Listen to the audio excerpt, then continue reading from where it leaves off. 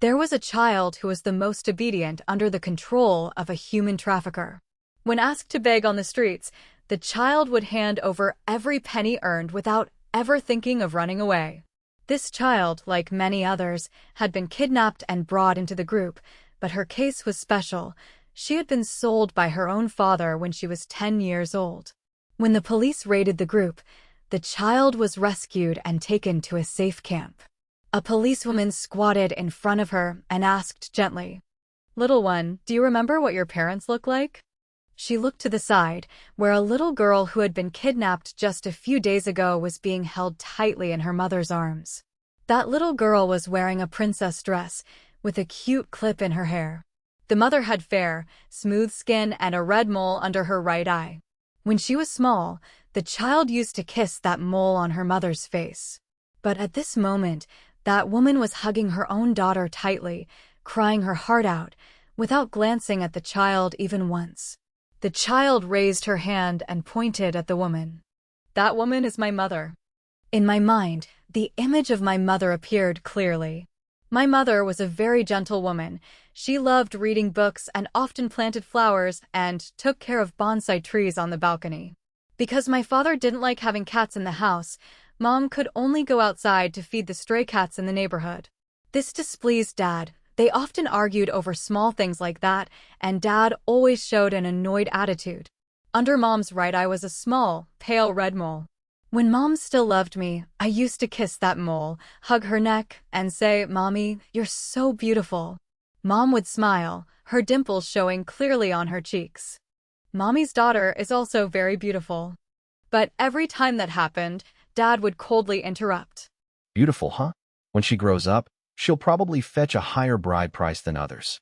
Mom would respond with a sigh. "You managed to bring money into everything." The issue of the bride price was always a big barrier between my parents.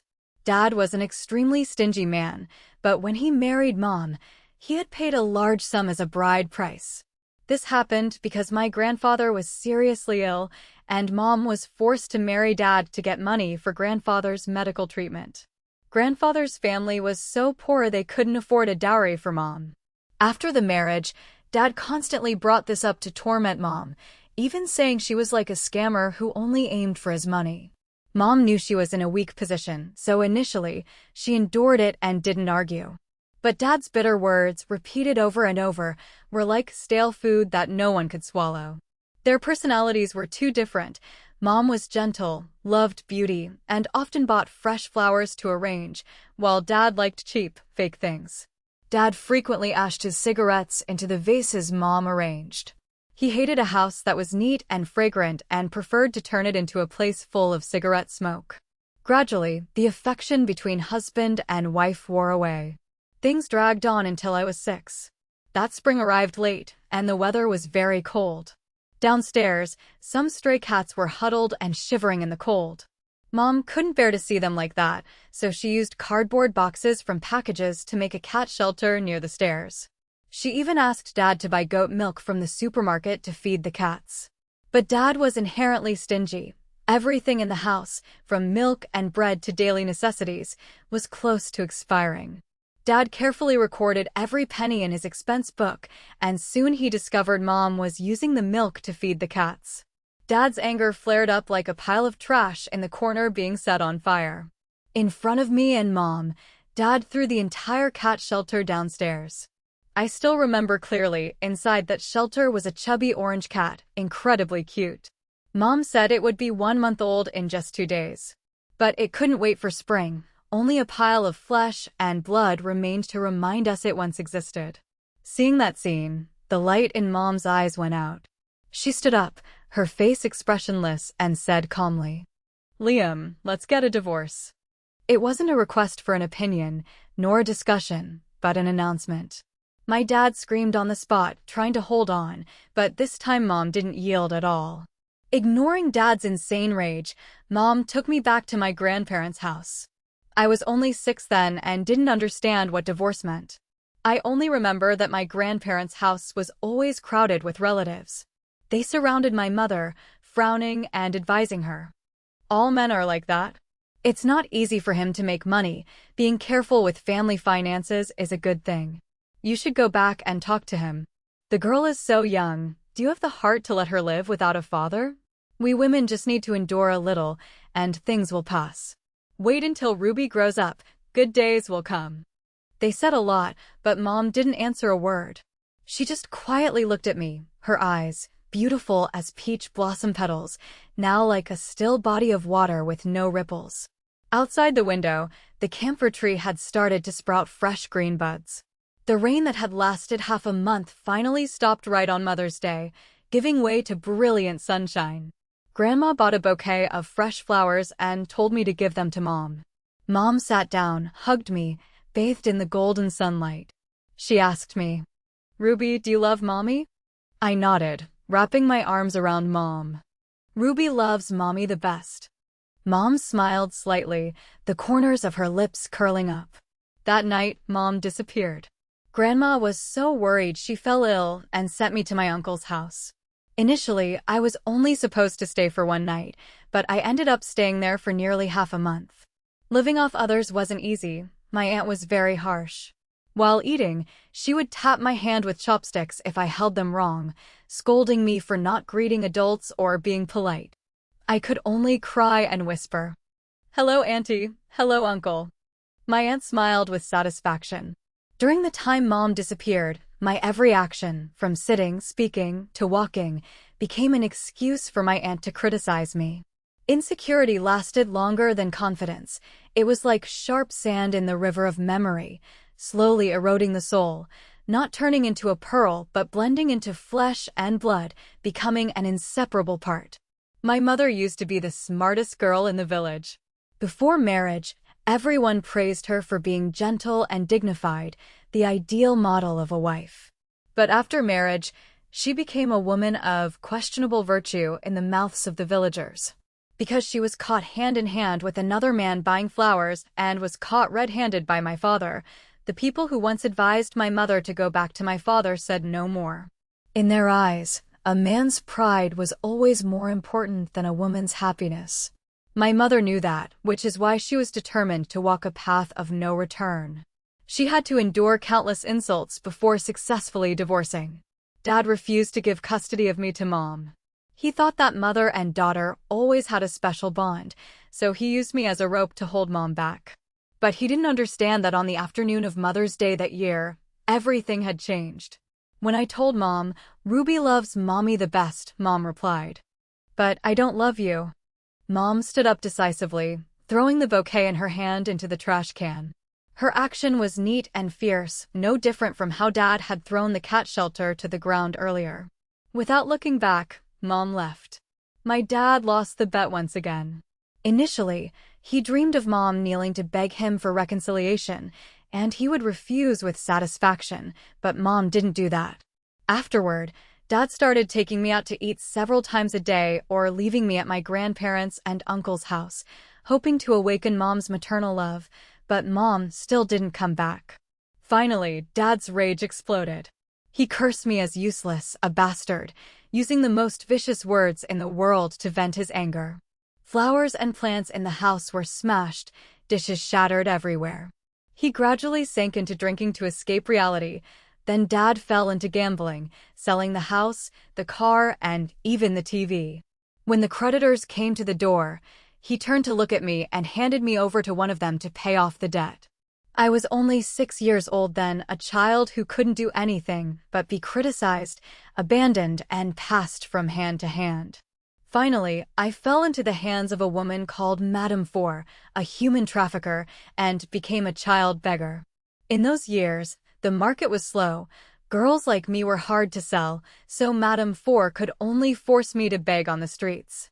If anyone disobeyed, she would break their legs and throw them onto the street, hoping for the pity of passers-by to help her make money. When I first came to Madame Four, she already had 5 children in her hands. Among them, only one was whole and hadn't had her tongue cut out. The other children called her Sister Summer. At that time, Sister Summer was 10 years old. Her eyes were big and round like a crescent moon, and her dimples made her smile sweet and pure. She held my hand and gently instructed, "Ruby, be a good girl, listen to what you're told, okay?" Madame forewarned. Summer is the best behaved here. You follow her and learn properly. If you dare to call the police or run away, I'll make you look like the others.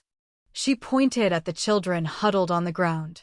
With just one look, they trembled, their dark eyes full of terror. Initially, I was very scared, but when Sister Summer held my hand, a sense of safety spread. At night, as usual, Sister Summer lulled all the children to sleep. She was gentle just like my mother used to be. Her smile was peaceful like a magnolia flower. I snuggled into her arms. She patted my back lightly and sang the lullabies Mom used to sing. That voice whispered in my ear, repeating over and over, "You have to be good." My obedience, not crying or fussing, made Madame Four both satisfied and worried. Satisfied because she didn't have to hear children screaming, but worried that I might take advantage of her negligence to escape. So, she entrusted me to Sister Summer, telling her to take me out to beg while she secretly watched from a distance. It was a test. If I disobeyed her, the outcome would be catastrophic. Luckily, because I was obedient, I wasn't beaten but was even rewarded with a lollipop by Madame Four. She smiled broadly, held my hand, and led me in front of the other children, excitedly praising me. "You all must be good like Ruby, then you won't be beaten. Look at how good the new kid is." The children opened their eyes wide, their faces full of confusion. They didn't understand why I didn't run away, but fearing Madame Four's cruelty, none dared to ask. Madame Four was also very curious. She patted my head and asked, "Why is that?" I calmly replied, "Because my parents are divorced, and neither of them wants me anymore." Madame Four's hands trembled slightly, but I was too young then to fully understand the meaning in her eyes. At that moment, I was like a small stray dog. Whoever fed me, I was ready to follow, even if they were traffickers despised by the whole world. Since then, I became the follower of Sister Summer. Madame Four knew that innocent children easily gained others' sympathy, especially kind-hearted people. She taught us how to lie, how to observe attitudes to choose the right person with compassion, and how to seize the opportunity to receive pity. In pouring rain, we stood by the roadside playing the role of pitiful wretches to hunt for prey, just like hunters. Whoever acted well earned more. Sister Summer and I were Madame Four's best children. She was gentle and resourceful, while I learned to live quietly, so the two of us always earned more than the others. Children often admire strong people, and Sister Summer was like that, strong but also very gentle, taking care of everyone like a mother. So gradually, she was called the big sister, and I was called the second sister. In those dark days without light, we treated each other as family, leaning on each other to survive. Time passed vaguely. I forgot my birthday, only remembering the first day I met Sister Summer and considering it the most important day to mark my life. Around that time, City C started a movement to build a civilized city, and begging activities were severely cracked down on. Madame Four led us to flee everywhere, changing locations constantly to avoid the police. To continue surviving, she started teaching us how to steal. That year, Sister Summer turned 14. She was no longer a child. She had grown up and could no longer attract sympathy from others like before. Recognizing that the cost of raising her was higher than the benefits she brought, Madame Four decided to sell her to a man. One afternoon in July, she bought a buttercream cake. It was Madame Four's strange habit. Every time she sold a child, she bought a cake to celebrate. She called it a way to turn the victim's pain into a party. She placed the cake in front of Sister Summer. She calmly accepted it, ate a small piece, her eyes still quiet like a flat lake, without anger or sadness. She seemed unconcerned with her own fate. To her, the past was just a time gone by, and the present didn't matter. Looking at her, I remembered Mom again. I didn't want to lose Sister Summer, but could do nothing, only circling in the dark room, pacing back and forth in anxiety and unease.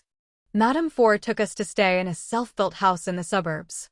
On a summer night, crickets chirped loudly in the bushes. Suddenly, a piercing cry broke the silence. The cry came from a little girl kidnapped just a few days ago, a girl wearing a princess dress. This time, Madame Four prepared to make a big score and then flee. She was over 50, and with the police pursuing her relentlessly, she was exhausted, her aging appearance clearly visible. In recent days, she didn't let us go out to beg, but frequently called to contact clients to sell all the children she had. She intended to retire to the countryside. Currently, the girl in the princess dress was crying in the next room. I heard that crying and couldn't sleep all night. The weather forecast flashed in my mind: heavy rain today. Indeed, by noon, it began to pour. While eating, I kept staring at the princess dress that had been stripped off the girl, unable to hide the admiration in my eyes. The lace dress was exquisitely designed, luxurious, and folded neatly. On top of it lay a sparkling small rabbit necklace. I thought to myself, her parents must love her very much. Madame Four noticed my unusual behavior and asked, "What are you looking at?" I lowered my head and replied softly, "I like that girl's necklace." It was just a very ordinary pink necklace, so Madame Four didn't pay much attention. She immediately took the necklace and put it on my wrist. "Don't wear it when you go out. Be careful not to get caught." I obediently nodded and thanked her. Madame Four didn't understand why, but she seemed to have softened towards me a bit. Just then, thunder rumbled, and the girl in the princess dress started sobbing again. The man responsible for guarding the girl began to lose patience. He rolled his eyes, ran over, and said to Madame Four, Sister Four, this brat is crying too loudly. I really can't stand it. How about this? Let her go out with Ruby to earn some money for drinks and smokes." 2 days later, Madame Four would leave this place. Sister Summer and the other children were locked in a room waiting for customers to arrive. No one knew what their fate would be. As for me, Madame Four prepared to take me back to the countryside, but I didn't want to go. I wanted to stay with Sister Summer. Madame Four looked up at the dark clouds on the horizon, hesitated for a moment, then nodded. She gave me a few instructions as usual, then allowed me to go out. I wore old torn jeans. In my right pocket, I stuffed the pink necklace. The man accompanying us was called Mark, a skinny young man in his 20s. Madame Four was naturally very cautious. She never let us contact the forces behind her, only deploying Mark when she didn't have enough support. After walking for more than half an hour, we met no one on the road. Mark began to lose his cool, complaining irritably, "This godforsaken place. Why do I have to come here every time?" I pretended to agree with a few sentences and then gently guided him. "The weather is bad. We can probably only find something in the city. Otherwise, staying here forever won't achieve anything. This place is still about 8 kilometers from the city." Sure enough, he listened, kicked a small stone to vent his anger, then growled and walked into the city. He lowered his head to rummage through his pockets, fumbling for a while only to find an empty cigarette pack. Mark cursed silently and then said annoyedly, "Let's go into the city. Find a store so I can buy a pack of cigarettes first, then we'll see." He led me around many streets, finally arriving at a convenience store in the city center. Madame Four always told us to stay away from places with many surveillance cameras or police, but Mark didn't think that far. He said, "Since we're in the city anyway, let's make a big score. This place is crowded, easy to earn a lot. If we can snag a few things like phones or tablets, even better." His face beamed with self-satisfaction. I nodded, pretending to be obedient. He patted my shoulder and laughed. "Follow me to buy a pack of cigarettes first. Wait a bit, let me show you how talented Mark is." I stood outside the convenience store waiting for him. In front of the surveillance camera, I carefully took the pink necklace out of my pocket and placed it on the ground, staring straight into the camera for a few seconds. This unusual action would surely attract the police's attention. Mark came out holding the newly bought cigarettes, looking at the pile of small change he had begged for with boredom, but was still excited to lead me to a large shopping mall. He was very quick, his thieving skills practiced. With a casual face pretending to listen to music via headphones, he deliberately bumped into passers-by to distract them. His success rate increased significantly thanks to this. In just a short time, he had stolen 3 phones and a tablet. It must be said that Mark was quite clever. The value of each item he took was below the threshold for prosecution. He sold the items cheaply to get some pocket money, just enough to not attract too much attention. His plan went smoothly. After stealing, he sat on the steps checking the quality of the phones. I sat beside him, my mind in turmoil, not paying attention to what he was saying.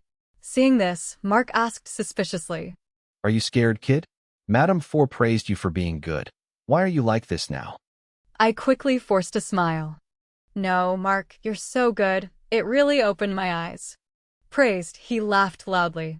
You have a sweet mouth, kid. No wonder Madame Four likes you. All right, the harvest isn't bad today. I'll take you to eat KFC. We walked towards the main entrance of the shopping mall. People were bustling back and forth. Suddenly, I heard a familiar male voice. I instinctively looked up. Outside the glass door of the center, a young man wearing a white shirt and black trousers was talking on the phone with urgency. His voice became tense due to suppressed emotions. Memories suddenly flooded back, taking me back to a cold winter day many years ago. That day, snow fell heavily, chilling to the bone. The harsh weather made passers-by more compassionate. Sister Summer and I stood a few hundred meters from a famous high school, waiting for luxury cars to stop. When a black car stopped in front of the school gate, Sister Summer and I quickly ran over. The car door opened, and warmth from inside radiated out, incredibly pleasant. The first person to step out was a man in a black coat with a gentle face. He turned back into the car, speaking softly to the woman inside. Honey, if you're not comfortable, just sit in the car. Let me go pick up Crystal. The woman replied softly, okay, then turned her head to look out the window. Her skin was fair and smooth, her long curled lashes hiding faint dark circles, and below was the cinnabar mole I used to kiss. It was my mother. In her arms was a child. I reached out to her, but the car door closed with a click. I stood on my toes in despair. The man frowned at me unhappily. He took a stack of banknotes from his wallet, threw them to the ground with a wave of his hand, and turned away. The children pushed and shoved each other to pick up the money. I was pushed down onto the cold snow. The snow was so cold it made my limbs numb, almost unable to stand up. That day I begged for nothing. When I returned, Madame Four beat me according to the rules. Sister Summer was so worried her eyes turned red, but I just lay on the hard wooden bed, staring at the moldy ceiling. Flashes of images passed through my head, and finally, Mom's words from that day rang clearly in my mind. Ruby, I don't love you. I have to live for myself, have to learn to love myself first. It turned out that sentence meant so much. Now, I felt nailed to the spot, unable to move. I stared at that man. He walked quickly towards me with the phone, every step making me feel like time was turning back. Mark noticed my unusual behavior, turning his head to look suspiciously. The man approached, his worried voice dropping every word into my ear. Honey, don't be afraid. I just found someone to investigate. He walked quickly, not watching where he was going, and accidentally bumped into Mark. The phone in his hand fell to the ground. From the other end came the sobbing of a woman, a sound I had heard in my dreams. New, on phone, what should we do about our daughter? She's so young. Mark was annoyed, rolling his eyes. Are you blind? Watch where you're going. The man quietly bent down to pick up the phone. Seeing himself ignored, Mark shouted angrily. If you don't apologize, get ready to clean your mother's grave. The man replied calmly. Get ready to clean his mother's grave. Mark rushed in and grabbed his collar. The two struggled and fell to the ground.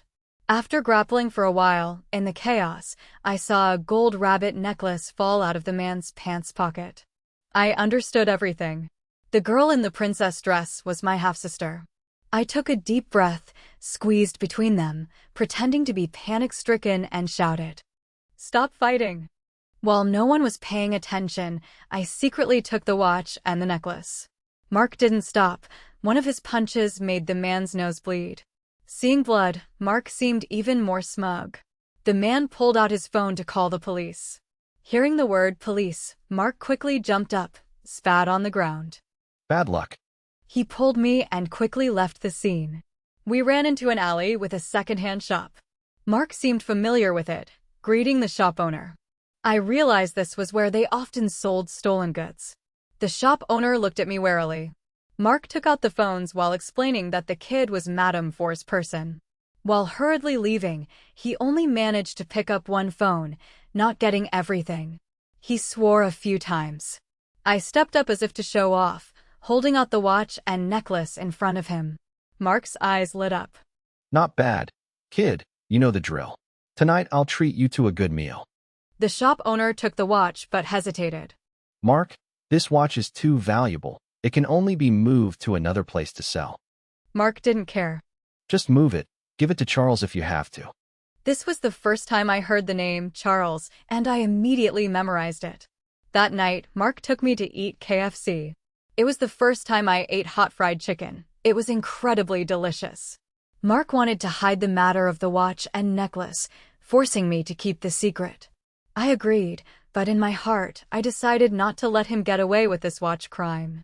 When returning to Madame Four's place, I wanted to see Sister Summer, but was refused. She rubbed my head and spoke gently. Ruby, I will take you away from here. Never remember the things here, understand? I looked up at her, half understanding. Strangely, the woman who was once decisive and strong like Madame Four now looked like a tired and old 50-year-old woman. But it seemed everyone had to be responsible for what they did. Karma spared no one. Madame Four urged me to sleep. That night I couldn't sleep at all. My heartbeat echoed in my chest as if it were about to jump out.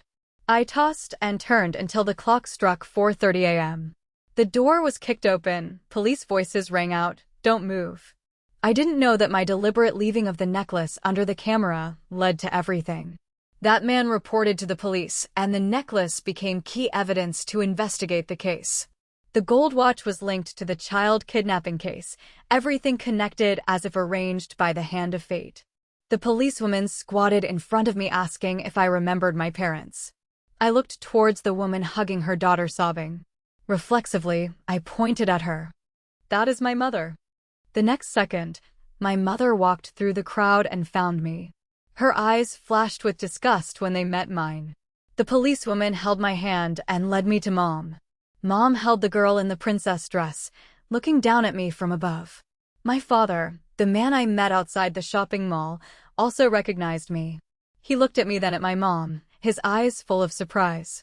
Are you Ruby, Liam's daughter? I nodded, my voice as small as a mosquito. Your father doesn't want you anymore. The policewoman quickly summarized the situation. When the story ended, the space fell into a long silence. Mom didn't want to acknowledge me. Finally, the man couldn't stand the atmosphere and spoke up. Let her come live with us. We will take care of her. I sat in the passenger seat while Mom sat in the back hugging the girl in the princess dress tightly. They were a family of 3 sitting close together. The warm scene made me unable to help but turn my head to look out the window. In the dark, Sister Summer stood there gently waving goodbye. At that moment, I felt regret. I shouldn't have stubbornly wanted to regain Mom's love. She didn't need me anymore, so why did I disturb her life? But there is no medicine for regret in this world. The car stopped at the hospital. Mom took the girl in for a health check. Her eyes were full of worry and love. I sat on the bench in the hallway, leaning back tiredly and drifting off to sleep. When the first rays of morning sun crept through the window, the doctor announced the results were nothing to worry about, advising just rest. Then he turned to me and asked, Do you feel uncomfortable anywhere? I shook my head. Minor injuries were something I was too used to. It wasn't until Mom finished coaxing the girl to sleep that she took the time to deal with my problem. I was arranged to stay in the maid's room at the villa. You don't need to call me Mom, just call me Auntie. I divorced your father. If you find him, I'll send him money to raise you. If not, stay here for now. But remember, well, I don't allow bad habits like stealing in this house, understand? That was the second sentence she said to me after 4 years apart. I clutched my old jeans tightly, a strange feeling rising in my heart. During the days of wandering and begging, I didn't feel ashamed or heartbroken, but facing Mom, the pain pressed down, making me unable to breathe. My chest felt stuffed with lemons, sour to the point of choking. I knew clearly she didn't love me anymore, so why did I still try to hold on? I shouldn't have had the illusion that she still loved me. Mom left, her high heels tapping rhythmically on the floor. Bright sunlight flooded the room. A vile thought suddenly sprang up in my heart. If I hadn't intentionally left the necklace, hadn't attracted the police's attention, that girl would have been sold by now. Then she would be like me, becoming a child unloved by her mother, but she would be fed, would sleep peacefully. This thought made me regret extremely. From jealousy of the girl, I gradually developed malicious emotions. I was like a shadow in this house. No one noticed my existence. I wasn't allowed to eat with them, only receiving food brought to my room by the maid. No one talked to me. I could only count the flowers in the garden to kill time. One day, the villa hosted a birthday party. The girl pushed the door into my room. She tilted her head, asking curiously, "Who are you?" I stood still looking at the girl, unable to utter a word. All the malicious emotions in my heart suddenly collapsed.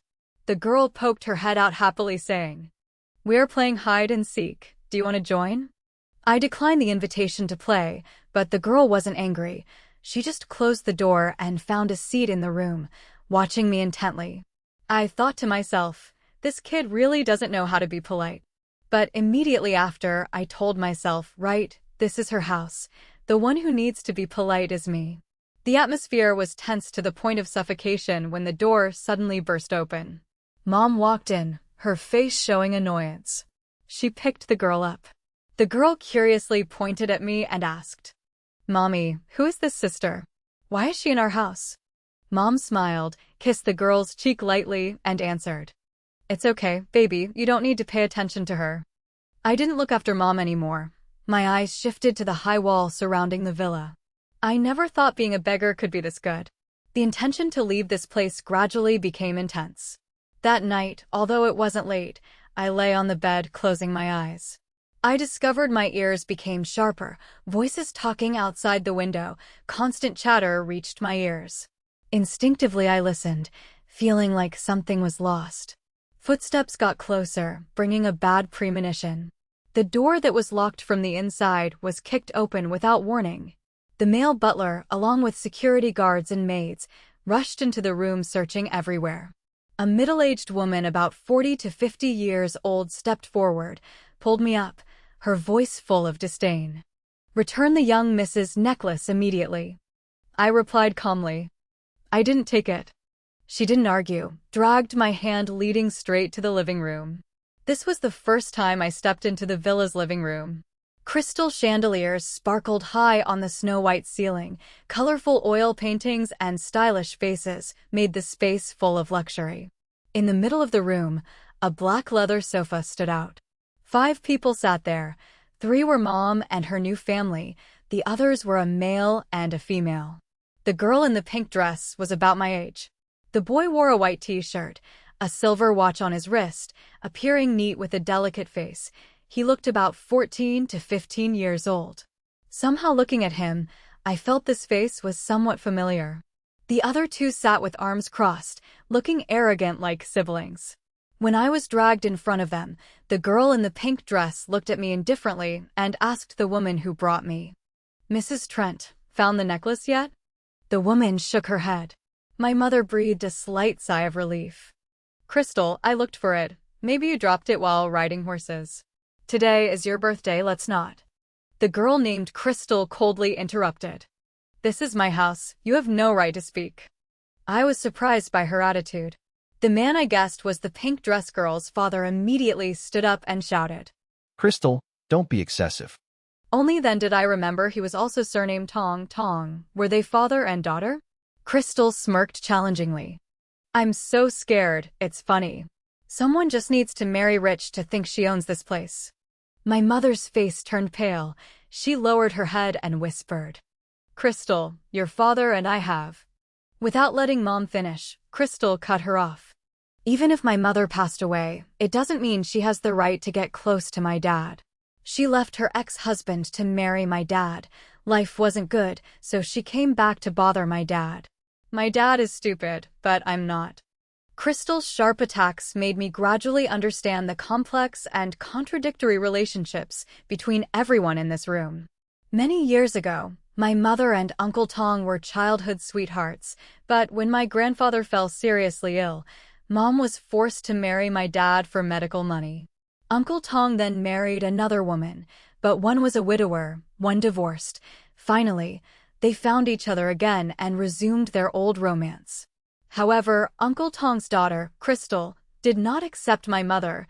She used me as an excuse to vent her anger.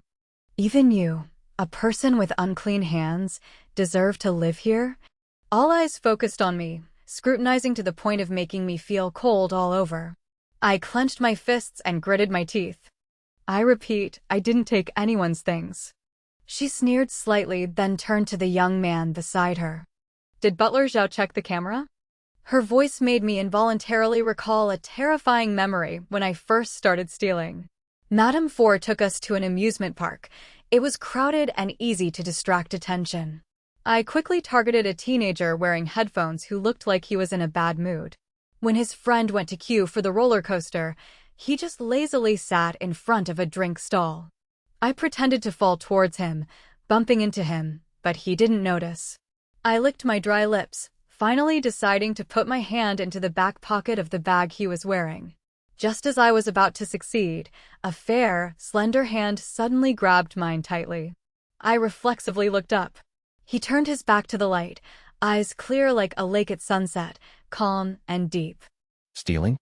He asked in a gentle but commanding voice. I didn't dare answer, only knowing to put my head down and run. The crowd saved me from that situation, but the shame and fear haunted me forever. Now, Crystal's voice choked me, just like that time I was caught. Butler Zhao brought a tablet over and said, Today the girl didn't leave her room, and the young Mrs. Necklace wasn't found in the room either. The teenager looked at me once, then fell silent. Crystal coldly declared, Anyway, since the necklace hasn't been found, no one should expect to sleep. She pulled out her phone to scroll through news as if nothing happened. With no other choice, Mom hugged the pink dress girl leaning against Uncle Tong, her eyes showing helplessness. As for me, I stood rooted to the spot. Time passed minute by minute.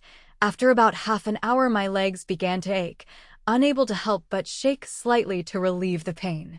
Crystal glanced over, then tilted her chin, saying, Don't know how to sit down? Standing there is an eyesore. A maid quickly brought a chair. I gingerly sat down. Another half hour passed. Finally, another maid hugged a cat, breaking the heavy atmosphere with a shrill meow. Miss, we found it. The necklace was dragged by the cat into its nest. My mother looked relieved, but Crystal immediately blocked her words. If I see that cat tomorrow, only its carcass will remain. The drama ended in tension. When everyone left the living room, my mother silently shed tears, drop by drop rolling down like a broken string of pearls. I knew I shouldn't stay here, silently returning to my room. That night I stayed awake again, thinking only of leaving this place.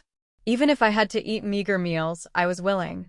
The next morning, when I opened the door, I saw the male butler standing there. He brought a lot of things: a phone, school bag, books, and school uniform. After last night's incident, Mom decided to send me to a boarding school, just as Crystal said, less of an eyesore. I changed into the uniform, got on the school shuttle. Frankly speaking, Mom didn't let me lack material things. Every month she provided me with 3,000 yuan for expenses. Holidays or summer breaks also had a driver to pick me up. Compared to just needing enough food and warm clothes, I received much more, but she didn't love me.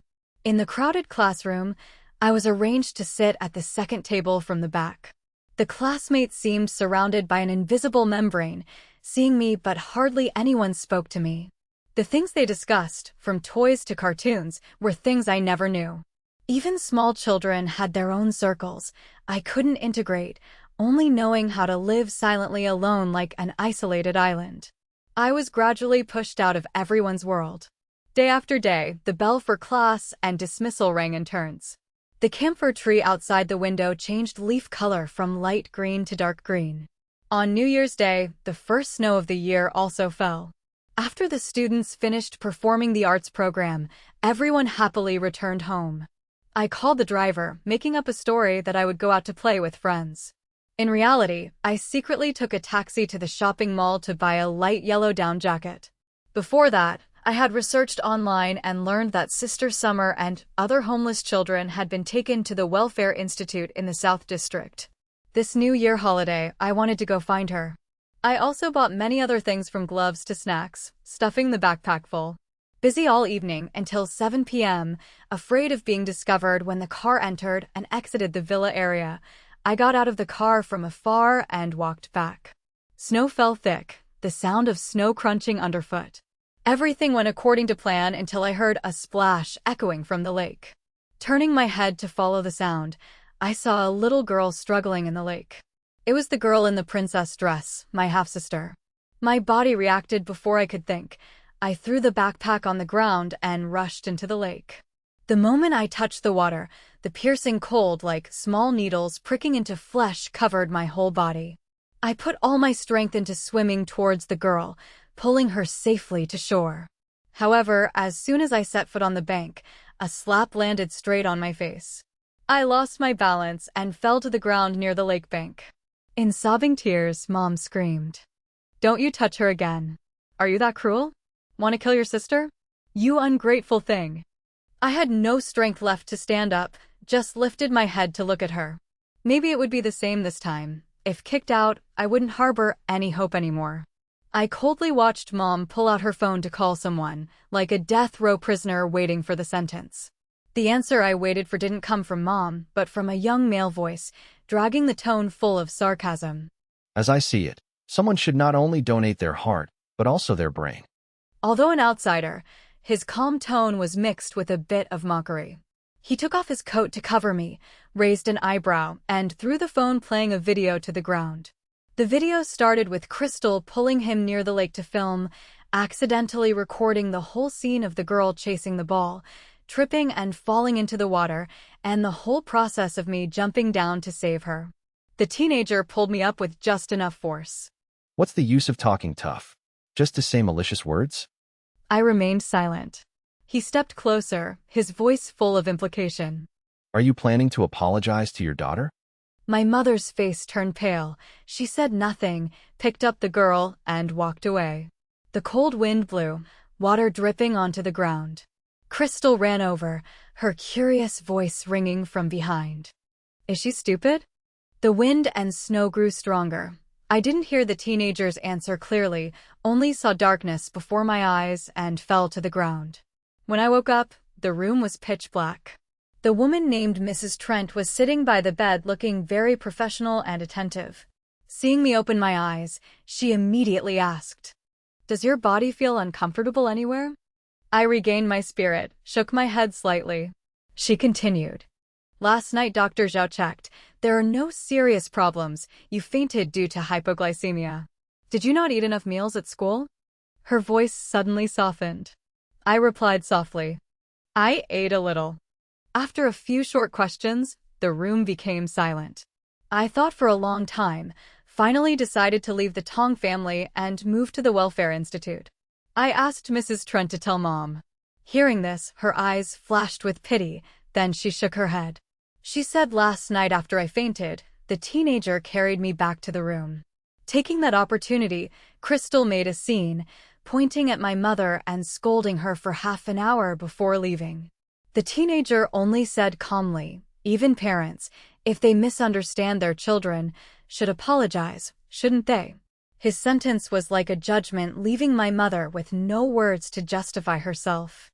Mrs. Trent continued, "If you move to the Welfare Institute, Crystal will definitely take this opportunity to make things difficult for your mother. She won't agree to let you leave here." This outcome was outside my expectation. Mrs. Trent added, "He said you should just live here with peace of mind." I was speechless, not knowing how to respond. The older people get, the more afraid they are of losing what they desire. The more I wanted to be close to Mom, the more she pushed me away, but when I decided to leave, she kept me back. After Mrs. Trent left, the room was pitch black. I tossed and turned, unable to sleep, so I got up to the window to catch the breeze.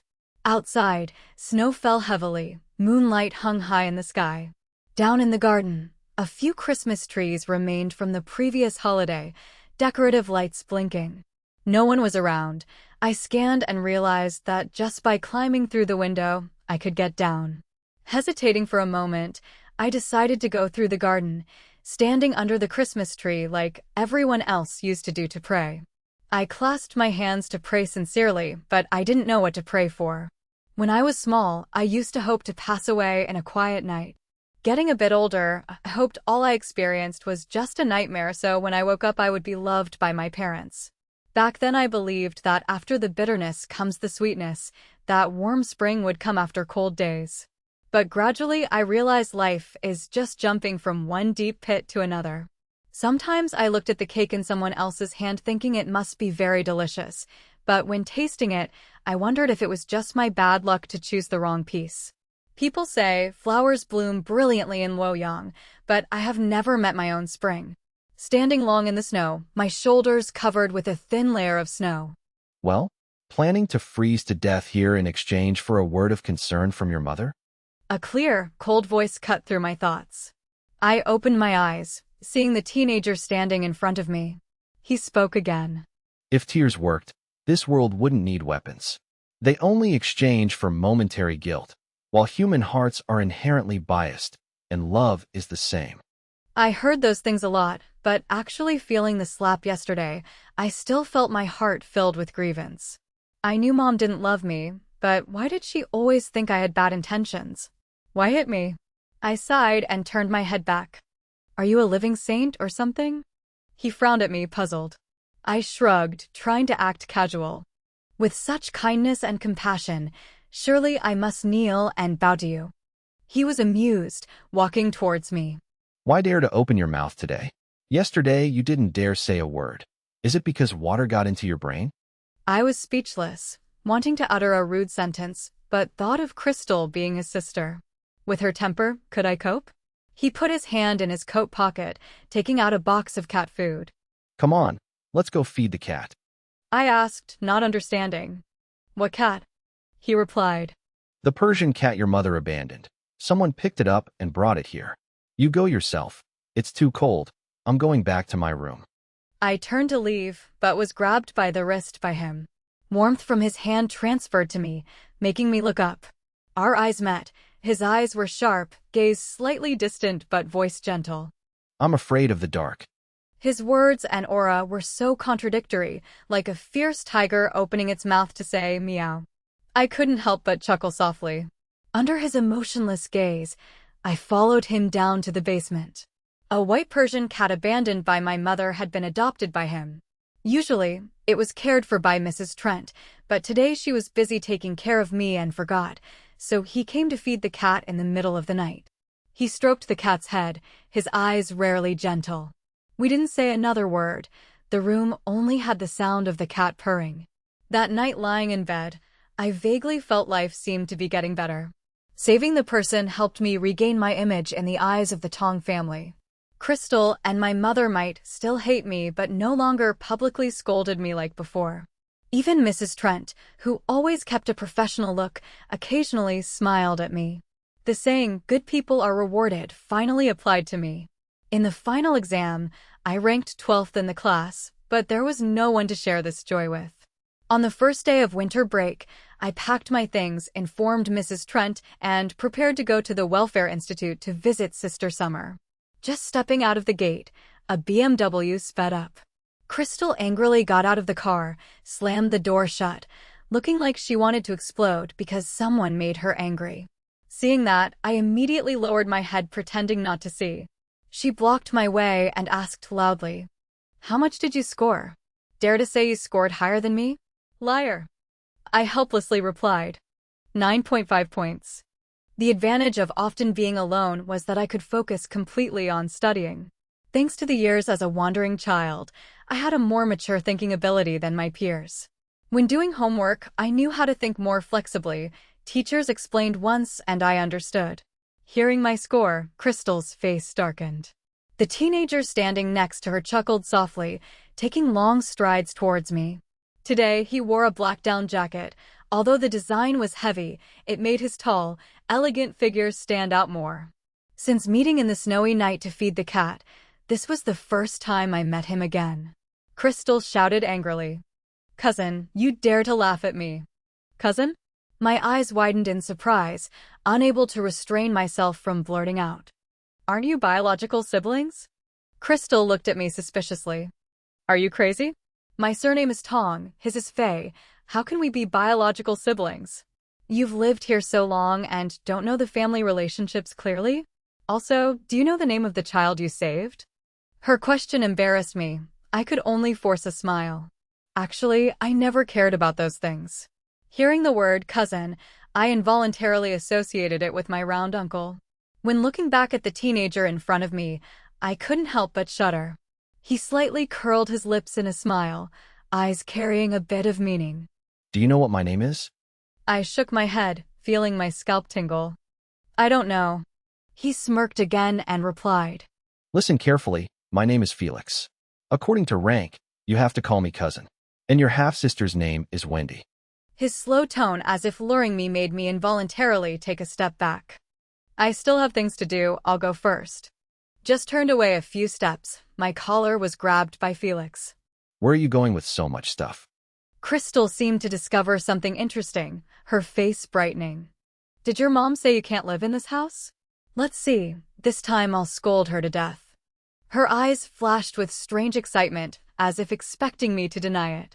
I replied, I'm going to the Welfare Institute to visit a friend. The things in the backpack are all items I bought for her to use. Crystal's face darkened again. Felix pulled me towards the car.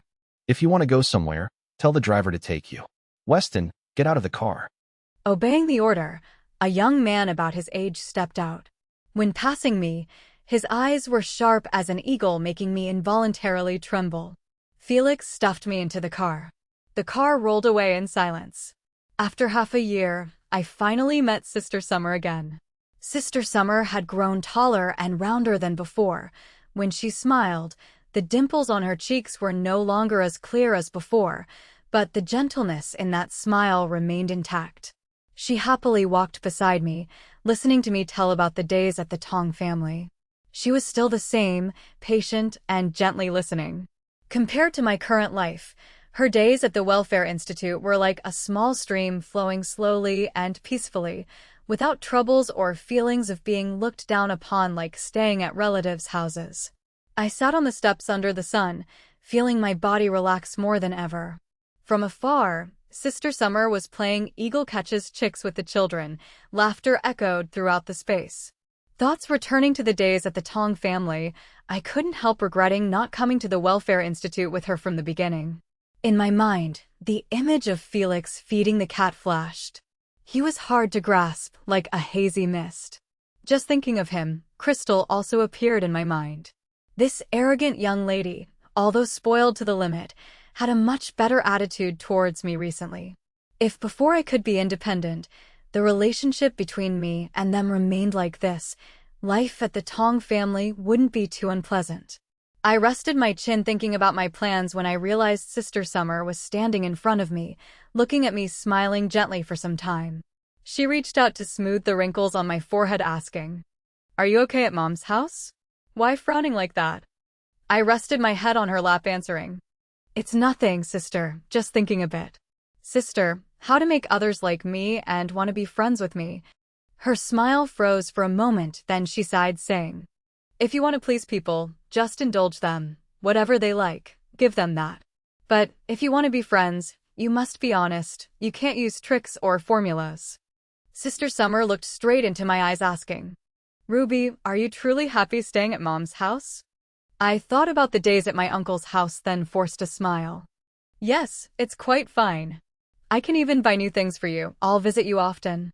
I didn't lie to her. At least materially, I lived quite well, but true warmth was hard to get. Days passed like that. I sat in the car returning to the Tong family. The sign at the Welfare Institute gate with the words, "Prosperous Development," gradually receded behind. Sister Summer was just a small black dot in sight, then disappeared completely. I leaned back in the seat, feeling empty and lost. The driver turned on a soft song. Rush hour caused the car to be stuck in heavy traffic. I suddenly remembered Sister Summer's words about pleasing others. But what else did Crystal want? She had everything in hand. What was missing that I could give? The car still stood still without moving. The driver sighed a few times. An idea flashed. I asked, "Sir, why is Felix at the Tong house?" The driver, perhaps also bored, replied. Master Felix and Miss Crystal are about the same age. They played very closely since childhood. After Master Felix's mother passed away due to illness, the master worried Miss Crystal would be bullied, so he brought him to live together. Incidentally, I continued to ask a few more things, but reflecting on what I learned, it wasn't really important. Crystal and I were worlds apart. She was pampered to the limit. What could I give her? Sister Summer and I agreed to meet every 3 days during winter break. Sister Summer was now in 9th grade at a secondary school in the South District. At this age, she should have been in 12th grade, but because she missed too much schoolwork before, she had to start again from a lower grade. Those who experience difficulties returning to school often put in more effort. At the end of this semester, she rose to the 10th position in the class. Before spring arrived this year, a heavy snow covered the ground. I remembered the days the two sisters used to kneel in the underground tunnel. Even snot froze. Who would have thought at the end of the year we could sit in a bright classroom writing and doing homework? When life has hope, time passes quickly like flowing water. Since starting to visit Sister Summer, the number of times I went out increased day by day. One evening, just entering the Tong family gate, I heard Crystal standing by the second-floor window calling my name. She put her hands on her hips, asking loudly, "Why did you go out to play again?" Hearing the driver recount, in the recent final exam Crystal didn't get good grades. Felix was tutoring her. Maybe seeing me freely going out made her angrier. I made up an excuse. I went to extra classes. She turned inside, saying something. A moment later, Felix walked out, lips slightly smiling. If one person teaches, adding another is fine. Don't go anywhere. From today's study together with Crystal. Go up to the study on the second floor immediately. I stood frozen on the spot. Mrs. Trent urged me to change into light pink slippers. Since living at the Tong family, I only entered the living room once because of Crystal's lost necklace incident. Other times I just stayed in my room. The spiral staircase leading to the second floor was magnificent. Just setting foot on the floor, I bumped into Mom. She frowned. "Who allowed you up here?" Her eyes were as if looking at something dirty. I tilted my chin behind her. Crystal stood there, hands on hips, saying, "I allowed it, so what?" My mother froze, glaring. Crystal linked arms with me, acting like two close friends. Mom's face turned red. Crystal seemed very satisfied with my mother's reaction. Returning to the study, she performed a scene of deep sisterly love in front of Felix, looking extremely smug. I didn't understand why Crystal also disliked my mother, but I didn't intend to interfere in their business. I sat quietly, not wanting to attract attention. Felix noticed me, handing over a test paper, slender finger pointing at the paper. Let's see your level. The test set wasn't too hard, but the application problems had many steps, taking quite a lot of time. By the time I finished the last problem, Crystal had fallen asleep on the table, covered with Felix's coat. Felix sat opposite me, bowing his head, doing work, gentle white light covering him like a layer of dim silver light. Noticing my gaze, he looked up slightly, signaling shoo, afraid of waking Crystal. I handed the paper to him. He took it and started grading, without any sign of annoyance or impatience at being interrupted. The room only had the sound of a pen on paper. I felt a bit bored, glancing around. On the chair was a uniform printed with the name of a prestigious school in the area, Brighton School. This was a famous school. Being admitted here was like stepping one foot into the university door. Sister Summer once said she wanted to take the exam for this school. I wanted to take the exam for the middle school class of the school. That way the chance to meet her would be greater. I calculated in my head, realizing I was still more than 100 points below the standard score. Besides, I needed to improve my conversational English score, my worst subject. Thinking of ways to improve, Felix pushed a sticky note towards me. Tomorrow, 8:30 English, afternoon math, evening literature. Every 3 days, 1 day off. Send me your WeChat number. I'll send the schedule. Crystal's English teacher was a polite British person, standard London accent. I had listened to a few lectures which were very pleasant. Unexpectedly, Felix let me study along. My mouth felt like tasting a sour plum, struggling to write "thank you" along with the WeChat number. He looked at it smiling slightly, adding, "Anyway, I am a living saint, kind-hearted, no need to thank." Tonight, I'll take Crystal back to her room. You have a talent for applied math. I'll show you a few quick solution methods. Just try thinking that way. He gently picked Crystal up. I took the sticky note and the exam paper following behind. Arriving in front of his room, he suddenly stopped. I couldn't stop in time, almost crashing into him. He frowned, asking in a low voice, Why follow me? I replied casually, "You're afraid of the dark, I'm taking you back." He paused, then laughed. Thank you, heroine, for your help. I pretended to be calm, replying, "No need to thank," but realized the moonlight was bright. Lights in the house shone brilliantly, unlike that pitch-black snowy night at all. I felt a bit embarrassed, hurriedly turning to leave. Felix grabbed my collar, a smile carrying a bit of mischief. Done a good deed, must do it to the end. That night I held the worksheet he gave, turning it over and over to study. Felix wrote 3 ways to solve a problem. I only just understood the second way when the phone vibrated. A message from him: "Sleep early, study tomorrow." His profile picture was an empty black color. Strange, he clearly feared the dark but used such an avatar. Is it a fighting poison with poison type? I thought Crystal would more or less show annoyance, but the next morning she smiled brightly, greeting me. Not only that, every break time, she definitely dragged me in front of Mom to act out a scene of defending me. In just one day, Mom turned red from anger 3 times. Finally, unable to stand it, had to go out to avoid us.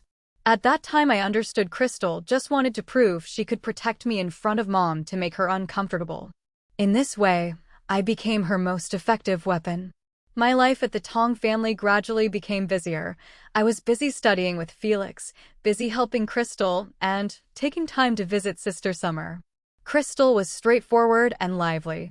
Although our first impression wasn't good, after getting familiar, she appeared very generous and friendly. She often bought clothes, toys, and necklaces to give me. Felix was quieter, but every time I asked about lessons, he patiently explained every detail. Although sometimes his words were sharp, they still carried sincere concern. When I did right, he didn't hesitate to praise, like a big brother. Gradually, I could comfortably enter and leave the Tong house. The servants treated me politely. Even Mom didn't dare show an unpleasant attitude towards me. In the blink of an eye, the end of the year arrived. Red couplets and decorative snowflake patterns flooded everywhere. The atmosphere of Tet was full of joy. On the 26th of the 12th lunar month, I planned to visit Sister Summer, but she called saying that day the Welfare Institute had leaders visiting, telling me not to come. I had to agree. Extra classes stopped the day before. For the first time after a long period, I felt idle sitting alone in the room listening only to my own breathing. Suddenly, Crystal pushed the door in. I looked at her in surprise. Behind was Felix leaning against the door frame. Light from the corridor behind made them look surrounded by warm sunlight. Without saying much, Crystal pulled my hand. "Go skiing with us." I tried to pull my hand back. "I don't know how to ski, not going." She didn't let go. "Don't know, then learn. Don't learn, then must try. I've prepared all the ski equipment. Come on, come on. Today is the last opening of the ski resort. Definitely must go." Finally, I was dragged by both from my small room to the vast ski resort. On New Year's Eve, Crystal dragged me to the dining table again. Every time she picked a piece of meat for me, my mother's face turned a bit whiter. She laughed until her stomach hurt, whispering in my ear, "See? Every time like that I win again." From that moment, I realized that in her eyes, I was no longer a competitor, but had truly become a friend. That evening, the 3 of us lit fireworks together. Sparkling fireworks like stars on the snow, bright light reflected in everyone's eyes. Felix gave me and Crystal each a red envelope, written on it "New Year favorable, lifetime happy." The handwriting was sharp like a blade, but hid the generosity of youth. I looked at him. The light from fireworks made my breathing stop for a few seconds. When the fireworks went out, Crystal dragged me to her bed. She was exactly like Felix, afraid of the dark, so the room was always lit like daytime. Even so, she liked wearing a sleep mask, thanks to which she slept very well. Before sleeping, she made me sign an agreement, "Forever love, Mom," making me no different from a toy of hers. When sleeping, she clung to me like an octopus, half the night crying, calling Mom. At that time, I knew, just like me, she also lost her mother at age 6, but her mother passed away, while my mother separated due to misunderstanding. The new year came. Crystal found Felix and transferred me to Brighton Elementary School in the same class as her. We were inseparable. Life continued like a loop, and as I once believed, after suffering, everything seemed to be gradually going on a better track. In 8th grade, Sister Summer suddenly announced she would transfer to 11th grade at the high school block of Brighton School. When receiving her message, I was buried in homework. Crystal, busy playing throughout the summer vacation, hadn't touched her homework yet. One side was me helping her supplement math. The other side was Felix, in charge of literature. This year he was in 12th grade. Over 3 years he matured more. High nose bridge, deep eyes, every time he smiled making the opposite person feel he was like a morning cloud, clear and gentle. But his mouth kept the habit of being toxic. He sighed.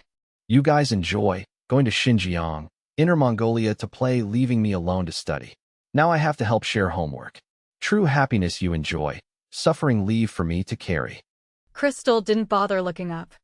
Oh my good cousin, please, I have to submit tomorrow. I glanced at the phone, excitedly texting back to Sister Summer, "So see you tomorrow. Which class are you in?" But by the time I finished homework, she hadn't replied yet. I continued to text a few more sentences, but no response. A feeling of insecurity crawled up from the soles of my feet, spreading all over. Checking chat history, I realized most messages were me actively finding her. Since the beginning of the year, she always refused to let me go to the Welfare Institute, citing busy studying. Unusual things like that only recognized when looking back, but because I was too used to a peaceful life, I accidentally ignored them.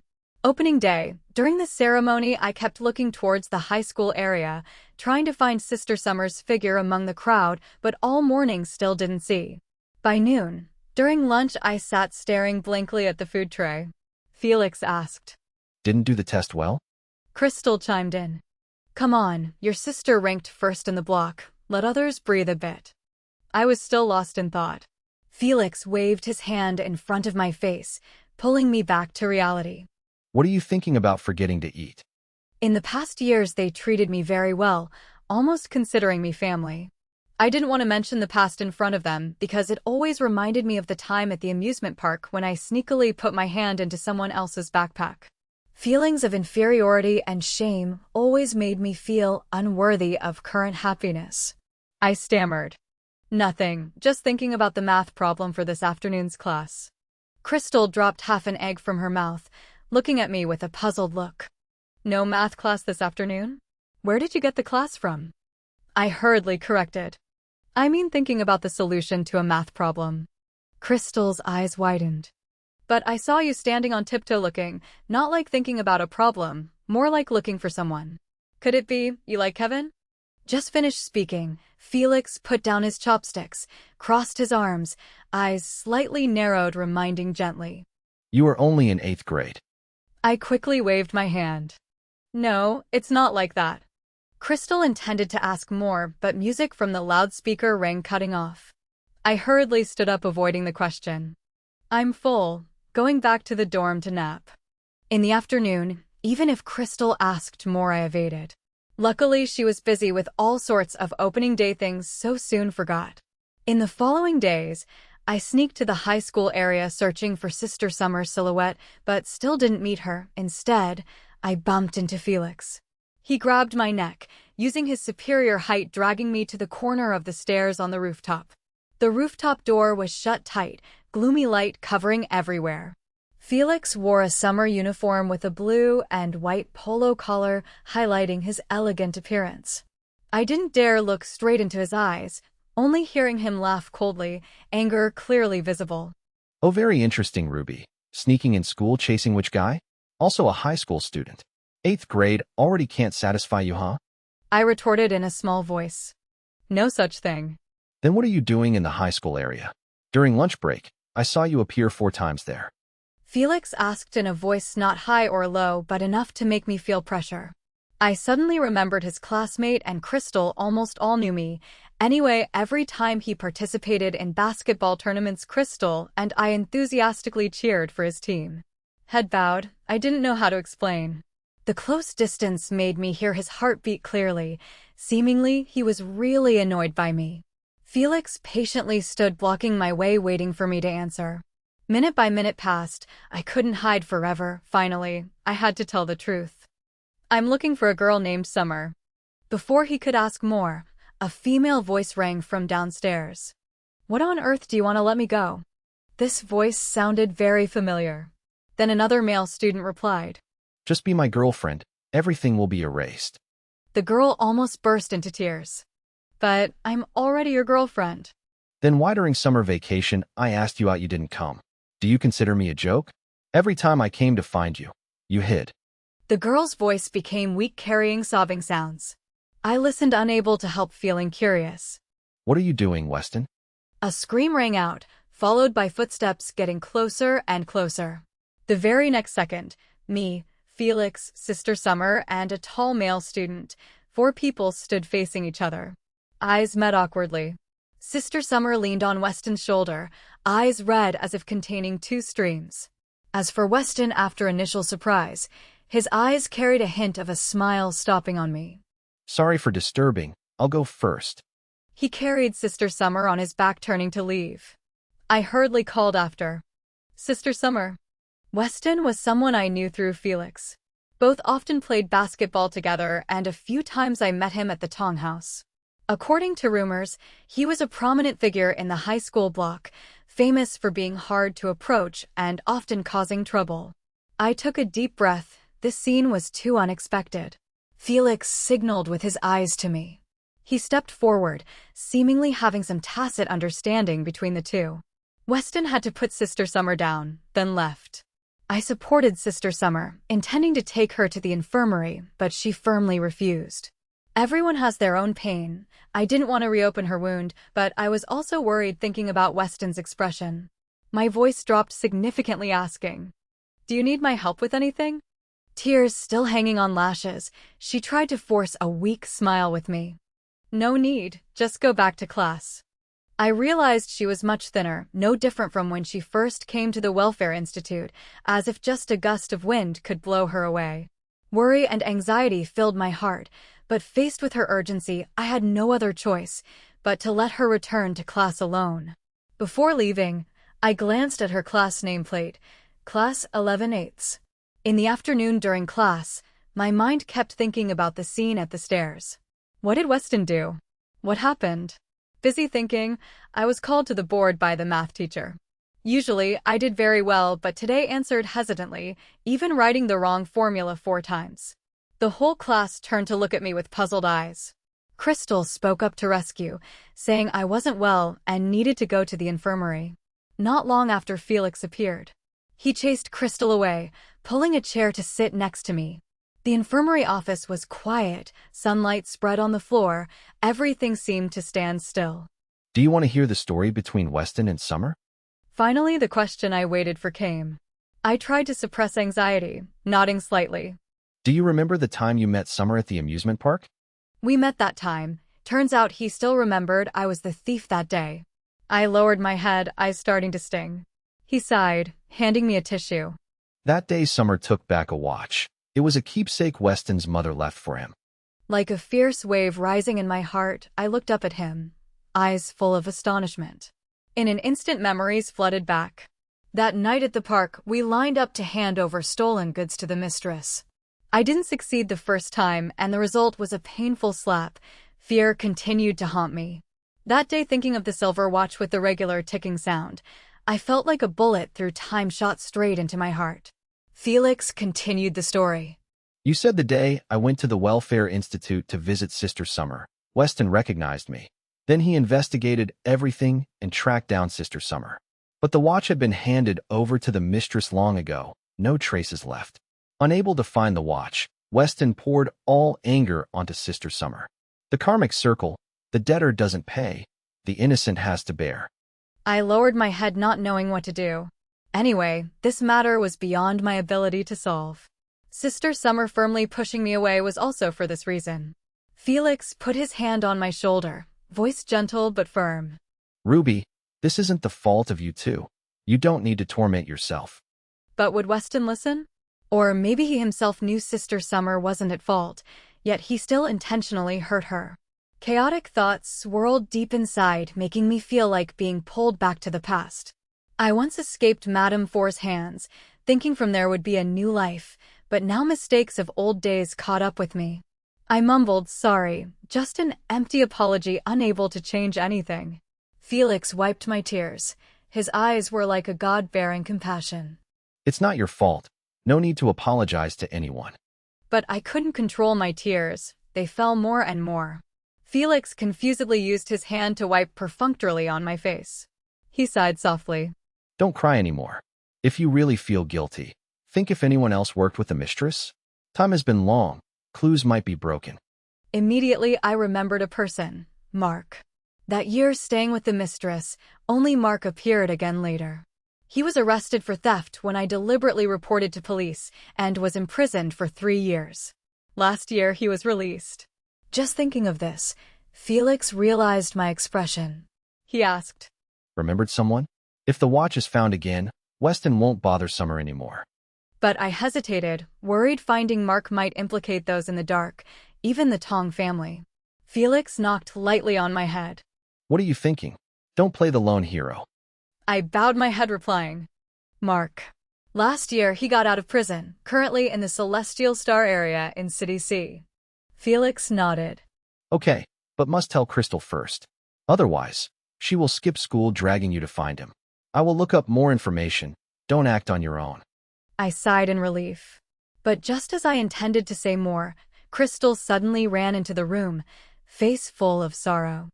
You are so pitiful. She looked at me with teary eyes. Felix and I looked at each other bewildered. Did she know everything? But immediately after she said, I just went to get rice, saw Kevin confess to the literature rep outside the yard. Just cry, it's okay, just heartbreak. Felix chuckled.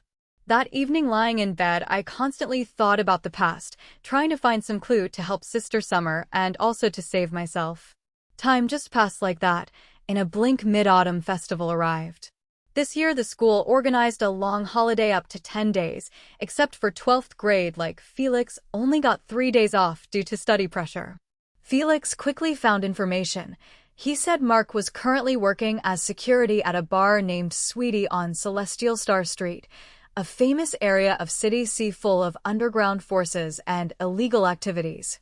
He told me not to act alone, wait for his leave to handle it together. But thoughts in me kept growing. I was only 14, just going there to see the situation surely wouldn't be dangerous. Most importantly, I didn't want the Tong family dragged into this. I decided to take the opportunity tomorrow. Felix was busy to sneak out to investigate. But not understanding why the next day Crystal kept clinging to me, I suspiciously asked, What's wrong with you? She blinked. My cousin said you were heartbroken, told me to stay by your side to comfort you so you forget soon. I was speechless, resigned to sitting quietly in the study doing homework. My mother still tried to avoid Crystal as usual, every holiday taking Wendy out to live. That evening my mother returned home in a panic. She cried running in front of me and asked repeatedly, Do you know about the mistress? Has anyone among them said anything to you? Turns out she lost my sister again. While at the beauty salon, Wendy was attracted by something and ran across the road. A car passed, and she didn't see the child in time. This situation was exactly how the mistress used to do with other children, but the mistress was arrested in prison. Even so, my mother was like crazy, grabbing my shoulder, shaking, asking again and again if I knew anyone related, if I knew my sister's whereabouts. Crystal intended to intervene but was pushed down by my mother. I tried to escape her hand, shouting, I know nothing. The mistress was very careful, never letting us contact outsiders. My mother was stunned for a moment, then slapped my face, gritting her teeth. You clearly don't want to say. You lived with them for 4 years, how could you not know anything? Or are you jealous of your sister? Crystal jumped up from the floor, grabbed her hair, and screamed. Who do you think you are? daring to bully others in front of me? She cursed while constantly hitting. Two people rushed into each other wrestling. I squeezed in between trying to protect Crystal. The maid also hurried to pull my mother away. Amidst the chaos, Felix suddenly appeared, his face full of anger. Looking for a child, then go look. But going crazy at home for what? My mother stopped. Crystal also hurriedly let go. I stood aside, feeling tension gradually fade. Only my mother's crying remained in the living room. Crystal and I stood still like two quails while Felix looked us up and down. Is anyone hurt? Crystal giggled. No problem. But her words couldn't fool anyone. Felix smirked coldly, standing straight up. Really? Should I award medals of bravery to you two for courageous fighting spirit? I hurriedly shielded Crystal, whispering, explaining. It was she who rushed in to hit first, not Crystal's fault. Felix narrowed his eyes at me. Try looking at the wound on your hand, and all the people in this house. Why didn't anyone know to intervene, but let this happen? The room fell into silence. He took a deep breath, voice lowering. I don't oppose self-defense, but next time don't let yourself get hurt. Learn how to protect yourself. Starting next month, I will register martial arts classes for you too. Turning to my mother, he spoke coldly. Want to find your child, then go report to the police for clues. Beating a minor achieves what? What is your brain for? My mother with red eyes whispered. Police searched, but no clues about the mistress. Felix interrupted. Ruby was only 10 years old then. She is a victim, not an accomplice, even less able to help you solve the case. Instead of blaming, why not spend time taking care of your own children? My mother was silent, tears rolling down. I remembered Crystal's words. Cry, cry, cry, only know how to cry. She cries until the god of wealth runs away. Really, I didn't understand why adults always thought crying was the way to solve all problems. That night, Felix bandaged me and Crystal. She hurt to the point of grinding teeth, but didn't forget to boast that after learning martial arts, she would beat 7 people at once. Hearing that, I broke into a cold sweat, while Felix pressed down on her wound, making her scream. But in that moment, I felt my heart wrapped in a layer of warm water thanks to Crystal and Felix's protection. I remembered a sentence read in a book: good friends can replace parents, bringing you a sense of security and more confidence. Late at night, Uncle Tong led police to the house, questioning me about everything related to the mistress, from places stayed, items stolen, and people I met. Questions seemed to dig up my painful past, making me withdraw more and more. They asked one sentence, I only answered one sentence, making the interrogation process uselessly long. Uncle Tong said sternly, Ruby, this is important. Don't hide anything. That saying was very correct, but really hard to hear. I exhaled, finally speaking my thoughts. I suspect Mark. Someone who worked with the mistress might have replaced her, taking over her network. Are you sure? Just suspicion, nothing certain yet. So do you know where he is? I glanced at Felix briefly, then replied. I know he is working as security at Suida Bar on Celestial Star Street. A policeman frowned. How do you know where he works? I didn't want to implicate Sister Summer, only replying. I heard he was related to the watch I got. I intended to find him to ask where he sold it. The police nodded, temporarily focusing on investigating Mark. But I knew it would be hard to get results because Mark was just a middleman. If he really said anything, surely he confessed since being arrested before. That night after police left, I couldn't sleep. Crystal slept soundly, leaning on my shoulder. I gently removed her hand, standing up, walking out to the garden full of bright lights. Felix stood next to the swing, seemingly waited for a long time. Came out, huh? He asked. I whispered, yeah. He went straight to the point. You plan to go find Mark tomorrow, right? I didn't answer, just lowered my head. A while later, he spoke up. Going alone is very dangerous. Let me go with you. I shook my head. If you go with me, he will be even more vigilant. Felix looked straight into my eyes, saying, You don't think of Summer? She was with the mistress longer than you. Surely knows more. If the watch can be retrieved, maybe Weston won't bother her anymore. His words lit a spark in my head. Right, Sister Summer stayed with the mistress from age 4 and was very obedient. Other kids usually stayed about 3 years then sold, but she stayed until 14. If she knew more, it could free both her and me from this vicious circle. But for many reasons, I couldn't go to Celestial Star immediately, partly because my sister wasn't found yet, if I went out too much easily noticed, partly because police were investigating Mark. If I went to meet him now, he would be more guarded. Thoughts about Mark were temporarily put aside. But then half a month passed, my sister still wasn't found, and atmosphere in Tong House became increasingly gloomy. Even Crystal wasn't as lively as before, gloomy all day. Police later announced Mark was still at Celestial Star, no suspicious activity, and was removed from suspect list. Everything seemed to hit a dead end. Friday afternoon in PE class, I accidentally bumped into Summer, who studied in high school block. This was the first time after so long I had chance to talk privately with her. Waiting for her at restroom, I pulled her into a hidden corner, telling about intention to find Mark to ask about watch. But instead of happy, she frowned. "Ruby, don't find Mark, he isn't someone you can provoke."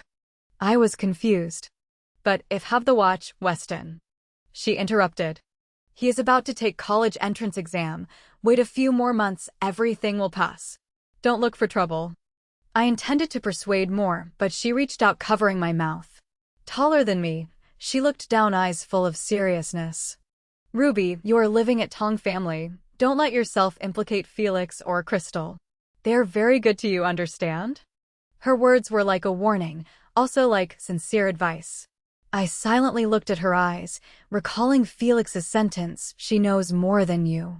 Like a flash of light, I grabbed her hand. "My sister was taken away, I suspect Mark." But she interrupted again. "Ruby, even biological sister isn't worth you sacrificing everything. Forget the past and live your own life." She finished speaking, turned, and left. Silent back figure, heartbreaking. Memory flooded back clearly like slow-motion movie. Autumn, I was 6. I was taken to pay debt for a man with tattooed arms. He took me to a casino, and after that many times sold through others' hands. Before being taken to mistress's place, I once, because of hunger, stole strawberries at a farm. I quickly opened map, searching farms in West City area, and confirmed a location. My hands trembled, but dared not stop even a second. I ran straight to 12th grade area. Standing before class door, I knocked. All eyes poured on me, scrutinizing like judges. Felix stood up, calmly saying, "Teacher, my sister has business finding me. Can I go out a moment?" Teacher didn't object. He stepped out, holding my hand, leading me to rooftop. Short journey, but my head seemed replaying absurd movie, images constantly rushing back. Wendy wearing princess dress, mom hugging her, girl looking up asking if I wanted to join game, and image of mom slapping me painfully because of her. A hand pulled me back, keeping me from falling into abyss. I looked up, seeing Felix's eyes staring intently at me. Under brilliant sunlight shining on him, I suddenly remembered first day coming to Tong family, when I once maliciously thought if Wendy was sold, maybe it would be better. But now, fate once again gave me chance to decide. I closed eyes, whispering, "Hospitality farm in West City area. Wendy might be there. But don't tell anyone, I let you know." Space silent. Felix replied softly. "Okay, leave rest to me." He didn't ask how I knew this info, nor suspected anything. I spoke up. "You aren't afraid I trick you?" He smiled, eyes gentle. "Why fear? You were 10, you chose right." I opened eyes, voice trembling. "But just now I thought if she was sold, maybe better. How cruel." Felix chuckled, eyes gleaming gentleness. "Gentleman looks at action, not heart. Anyway, you saved her." My eyes stung, couldn't help speaking out. Look at action, not heart? But I used to steal, used to be a lowly thief. He rubbed my head gently, and eyes seemed to have whole galaxies sparkling. "Ruby, only survivors have right to discuss morality. Moreover, path and past wasn't chosen by you. Just need you live well from now on. Gentlemen will consider heart, not just action." That moment I completely trusted. Maybe truly exist people who can save souls. He righteous, kind, saved a person once a lowly thief like me. I couldn't stop myself from being moved by him. By 7 p.m., Wendy was rescued along with 13 other children. Crystal rewatched video Mrs. Trent sent, sighing relief. She pretended indifferent. Finally found, no need to lose face anymore. After this incident, Uncle Tong specially hired 2 private bodyguards to always follow Wendy every step.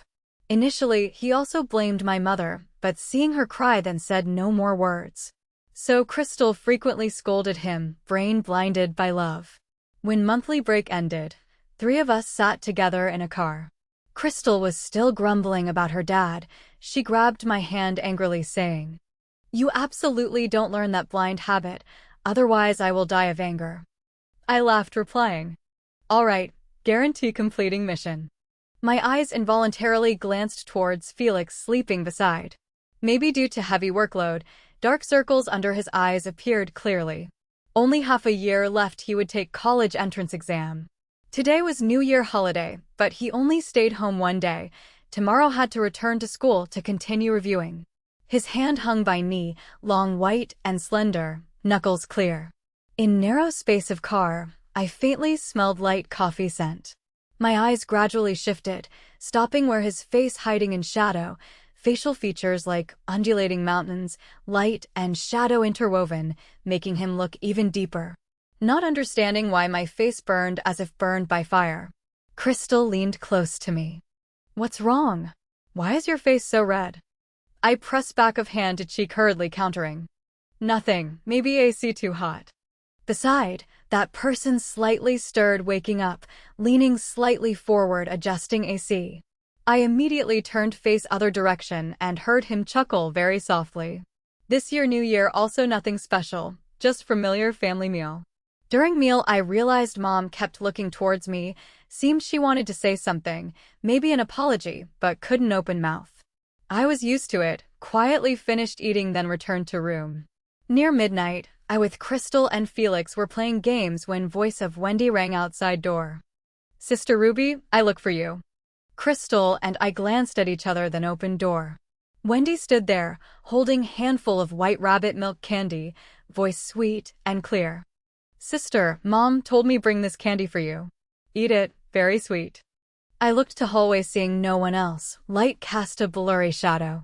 When small, every time I cried, Mom also often coaxed me with milk candy like that. I accepted candy, rubbing girl's head.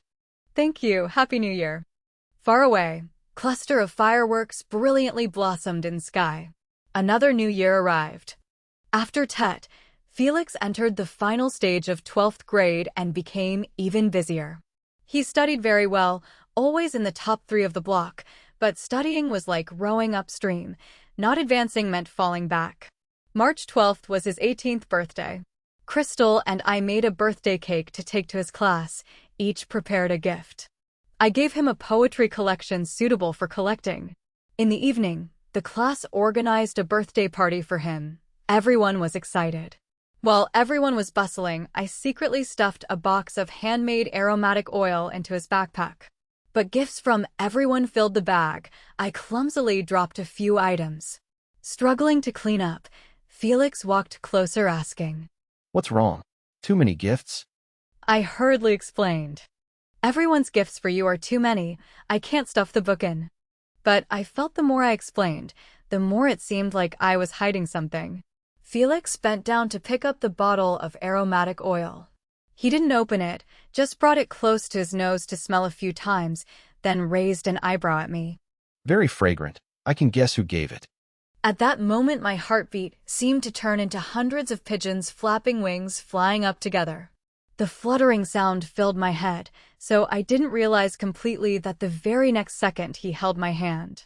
I used to think I was the starter of this silent love, that I immersed myself in a vague moment, making the heart like a ship losing direction.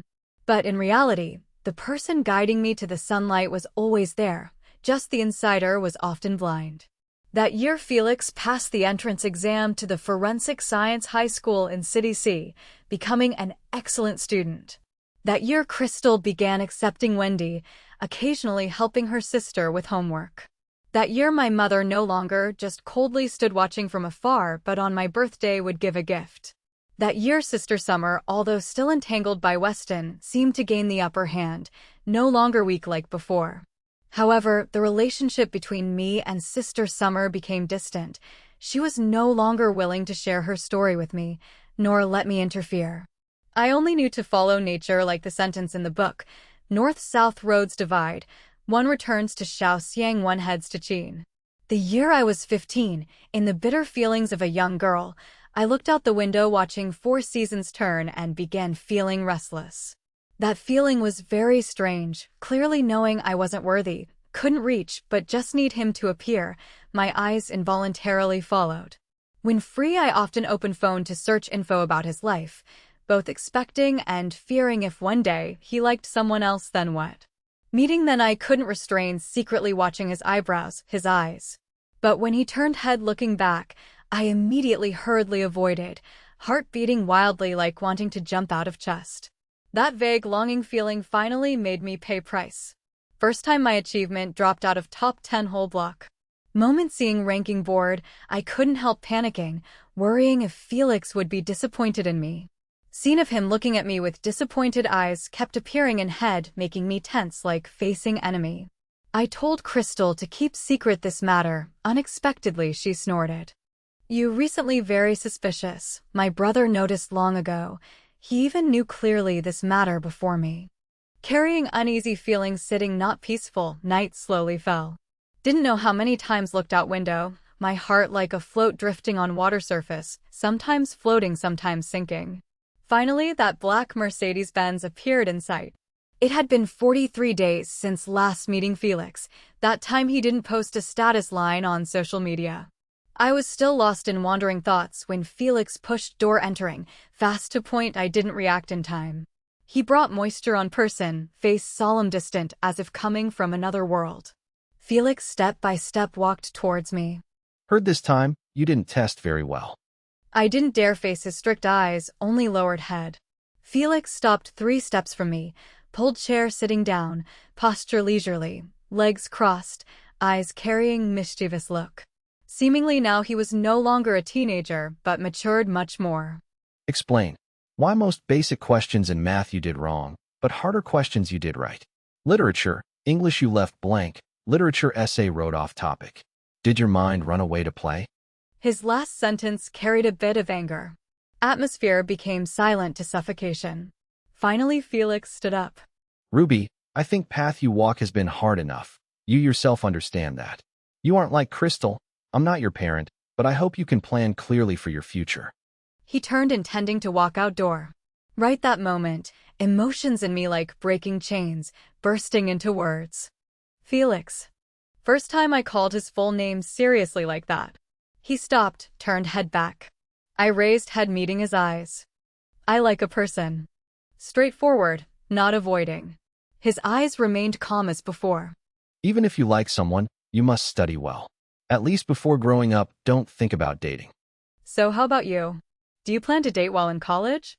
I unconsciously clenched fist. He didn't answer immediately but thought a while, then replied. Well, not. At least in 4 years of college I won't date. Felix promised, and he never broke promise. That promise was like a warning bell taken down. At least 4 years left. I sighed relief. I know, I will study hard. That night, Felix introduced me a movie, First Love. He said liking someone is a very normal thing, but it's also just a small thing. It's not worth making a stop, but should look forward, look ahead. At that time I understood vaguely and had to pass many years later to realize implied meaning in his words. Confiding a 15-year-old me on that day, stopped by a pause button, waiting for another autumn to continue. Time passed between classes, exams, and short breaks. We were like NPCs in a game, appearing in familiar scenes. Joys and sorrows fleeting when time passed, all stored in memory. Only looking back realized those actually just small things. However, life isn't always smooth, at least not with me, and even less with Sister Summer. Time passed until summer vacation of 11th grade, also year I was 17. Like normal high school students, my life still continued according to fixed rhythm. Study, leave school, take tests. Rare holidays passed quickly. My 2-month summer vacation compressed into 14 days with 20 test sets needing completion. Crystal and I often had habit finishing homework early to relax afterwards. In study, only sound of pen gliding on paper regular like insect chirping. Suddenly Weston rushed in. Few years not meeting, Face originally sharp, now added angular parts. Eyes deep like containing bottomless ocean, now staring at me. He didn't beat around bush, went straight to point. Where's Summer? I was bewildered. What? When I was in 10th grade, Sister Summer passed into a normal university in neighboring city. Since then, we only kept contact via likes on social media, almost no other contact. Weston frowned. These past few days she didn't contact you? I shook head. His hand clenched tight, slightly trembling, then brought up, rubbing forehead. Seeing that, bad premonition rose in my heart. What happened to her? 3 days ago, Sister Summer suddenly processed dropout procedure.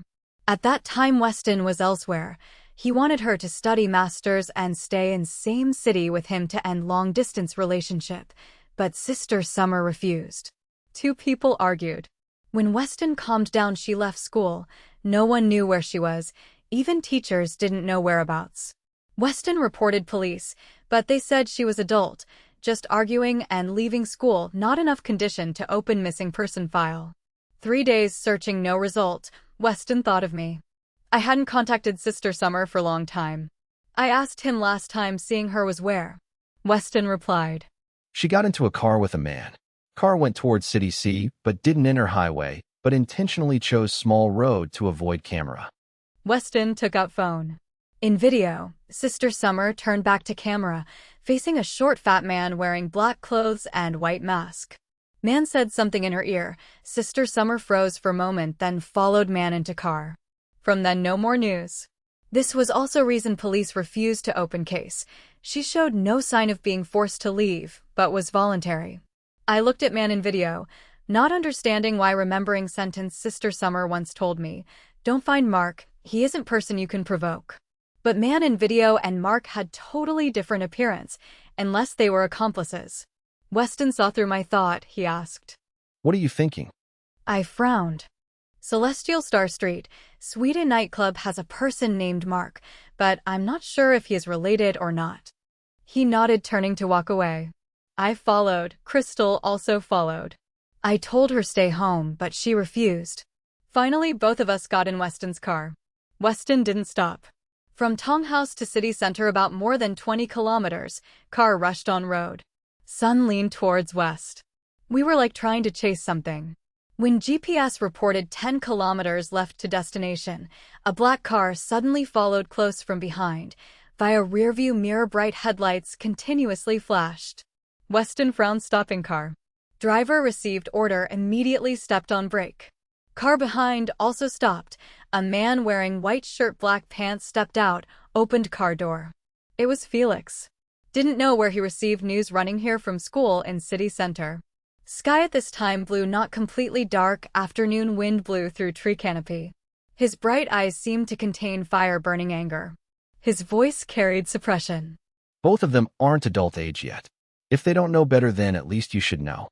Weston glanced at him. I don't have time to argue with you guys. Either get out or go together. I tightened seatbelt, determined. I won't get out. Felix took deep breath, voice full of anger. Fine, I will go along. But you guys? I looked up, meeting his eyes. She is my sister, no matter what I won't give up.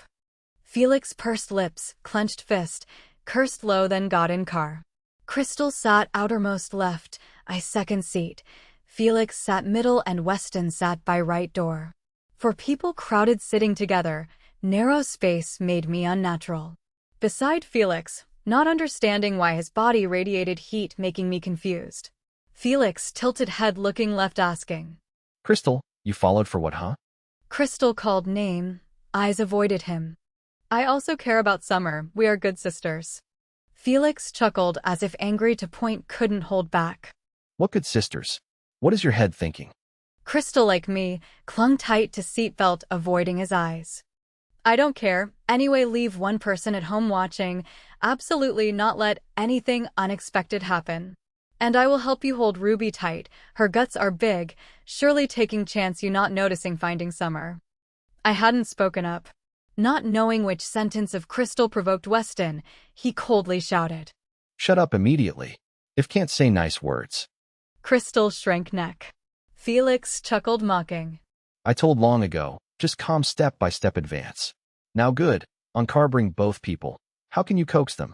Weston retorted. You are great. Your way good. Car brings enough for people, isn't it better? He glanced at me implying, evoking moment at stairs last time. For people on car each with one idea.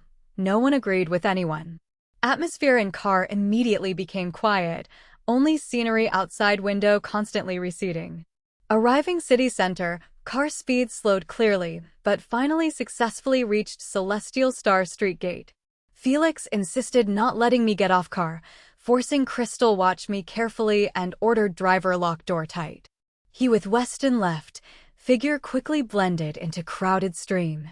Intense feeling of insecurity hit my chest, constantly thinking about forces behind Madame Four. This street bright with colored lights, fashionable young men women passed back forth like shuttle. Thugs stood bending over by wall puffing smoke. I guess those managing Mark and Madame Four's accomplices probably lay among them, or at least those running this area. Sister Summer surely guessed that early, otherwise she wouldn't stop us provoking Mark. I started regretting dragging Felix and Crystal into this. Without me, they wouldn't have to face such troubles. Without me, right now Crystal's surely at home happily doing homework. I nervously stared out window, eyes stopped at brightest sign. I prayed all would be safe sound. Crystal leaned on me, eyes glittering question. Ruby, is Summer that important to you? To point you ready risk to bring her back? I nodded. Yeah, very important. Person treating me best is her. She hugged me. All right, no matter what, you definitely must ensure safety for yourself first. I wanted smile to reassure her but couldn't do. People inherently not same. Sister Summer to me extremely important. We once held hands walking through roads tens of kilometers long in cold snow, under feet full of blisters full blood. Only she knew how beg Madame Four for medicine, crying while helping me apply medicine. In hardest days, she was person treating me best. Of course I must save her, even if report police, even many years no contact, but I still grateful and want repay kindness. Crystal sighed. Ruby, so what about him? If... I immediately covered her mouth. Shh, talking what weird? Everyone will be fine, no matter who, I don't want lose them. She interrupted me, eyes sparkling looking at me intently. But if come one day you have to sacrifice yourself to save you or save her, then you must remember you must learn love yourself, no protect yourself. Love self? But I never been loved, even parents didn't like me. True in this world, good people always worthy help. Noise outside pierced through glass falling into my ears like heavy sound. Suddenly lower abdomen hurt cramps, I bent over curling like shrimp. Crystal panicked asked me what wrong. Only then I remembered these days right on period, maybe due to childhood often cold, so every time period came pain to point living half dying half. Crystal quickly contacted driver but refused. She immediately called Felix. Brother, she got period, come here quickly, let us go out. My face red like boiled shrimp. Minutes later Felix returned to car, hand carrying bag full items for period. He bent down entering car asking if I needed hospital. I shook head, no need, how about her? Felix bent down carrying me out of car. I will take her find restroom. Crystal, you obediently sit here wait. We followed map guidance entering small alley on Celestial Star Street. Street light dim, roadside many youths dyed hair colorful gathered playing cards smoking. They glanced looking us, eyes full scrutiny. Felix hugged my waist tight, lowered head whispering. Don't reveal face out. I obediently turned face inside, my cheek brushed his white shirt leaving lip mark. 2 years passed, I started paying attention grooming self.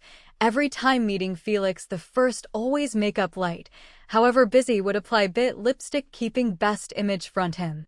Today I used peach pink lipstick currently very hot. Now that pink printed on white shirt looked especially ambiguous. Almost immediately I felt Felix's chest tighten, seemingly his throat choked by unripe persimmon. Both his breath and mine became heavy and awkward. Both hugged separate thoughts walking fast to destination. City C was 1,000-year ancient city, even city center kept many ancient architectural works. Public restroom here built like ancient family, being high tourist season, under eaves hung full lanterns ancient style, light faint radiating gentle beauty. Felix put me down. Just touching ground, I immediately ran straight door, but he pulled my wrist back. My face red turned looking him. His Adam's apple slightly moved, voice hoarse saying, I don't know you like use which type, so told staff get each thing one. In bag also has ibuprofen and mineral water. Later I will buy more clothes for you. I wait outside. I mumbled sentence, thank you, turned ran into restroom, hand trembling ceaselessly, heart beating like wanting jump out chest. Still thinking how face him then outside suddenly rang roar of motorbike like bomb exploding in ear. I quickly adjusted finished, shyly pulled shirt corner stepping out. Felix stood at door, the side was group youths dressed flashy. They crowded, hair dyed colorful like crowd mushrooms squeezing each other. Leading was man wearing gray hoodie, hands in pockets leaning on black motorbike, long narrow eyes absent-mindedly looking towards us. My heart like tightened, dangerous feeling like prey stared by hunter. Felix kept calm, holding tight my hand shielding front me. Man wearing gray hoodie stood straight, mouth chewing gum. Nom, Tony Ruby, long time no see. I widened eyes trying recognize him. He smiled faintly. Nom, Tony we never met, but you know Mark? You very smart, intentionally led police to save self. Fear Madam 4 till death didn't know that was your masterpiece. Words just finished. Another man walked to his side whispering few sentences in ear then also looked towards me. Eyes met, I realized he was Mark. This time green-gray trendy hair and big scar on left cheek made him look different, eyes evaluating me. Felix also guessed. He gently reassured me. Nom, Felix it's okay, I reported police. Man chewing gum chuckled, blowing bubble. Nom, Tony police max also take 5 minutes arrive, so I won't waste words. His sharp eyes swept over me.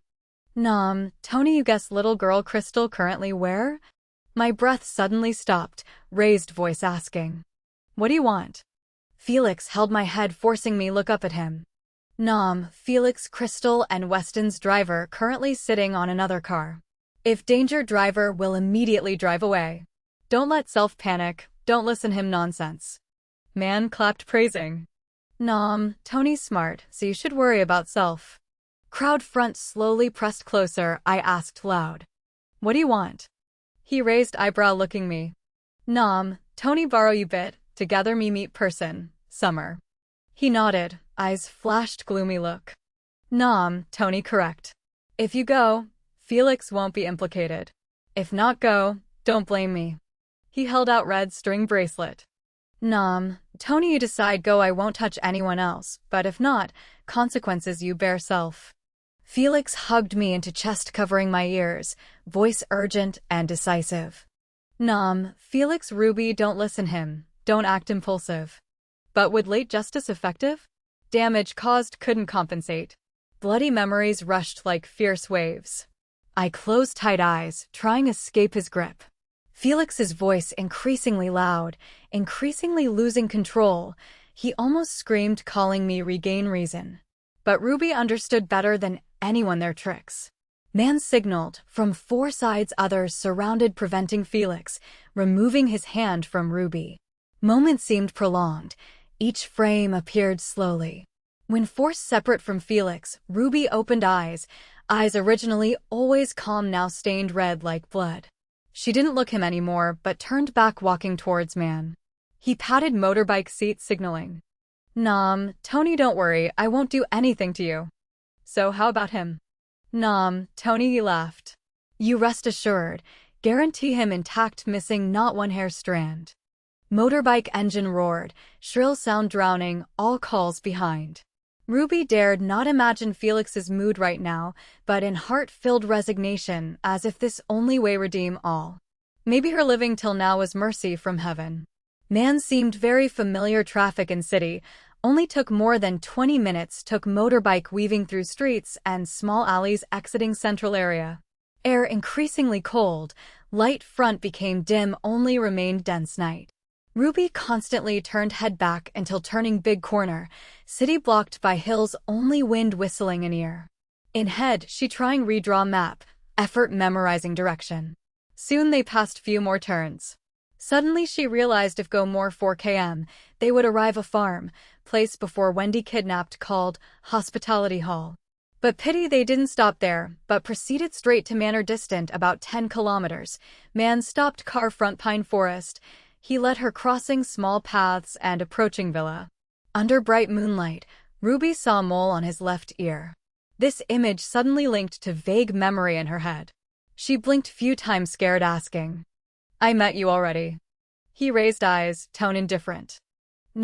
Tony where?" She looked straight eyes. "At orphanage in city." Winter that year when Ruby visited Sister Summer, she brought large bag fruits and snacks. Plastic bag couldn't bear weight, oranges rolled everywhere. A man helped her pick up some, hair dyed red dazzling. She thanked him then went find another bag. But when returning find Sister Summer, she discovered man took her away. "You guys have what relationship with her?" Man didn't answer her question. He pulled phone calling. After 2 rings, other end rang tired female voice. "New, Summer, via phone Tony, stop making trouble," was Sister Summer's voice. Man, Tony, interrupted her. Tony 3 minutes you come vineyard and manor.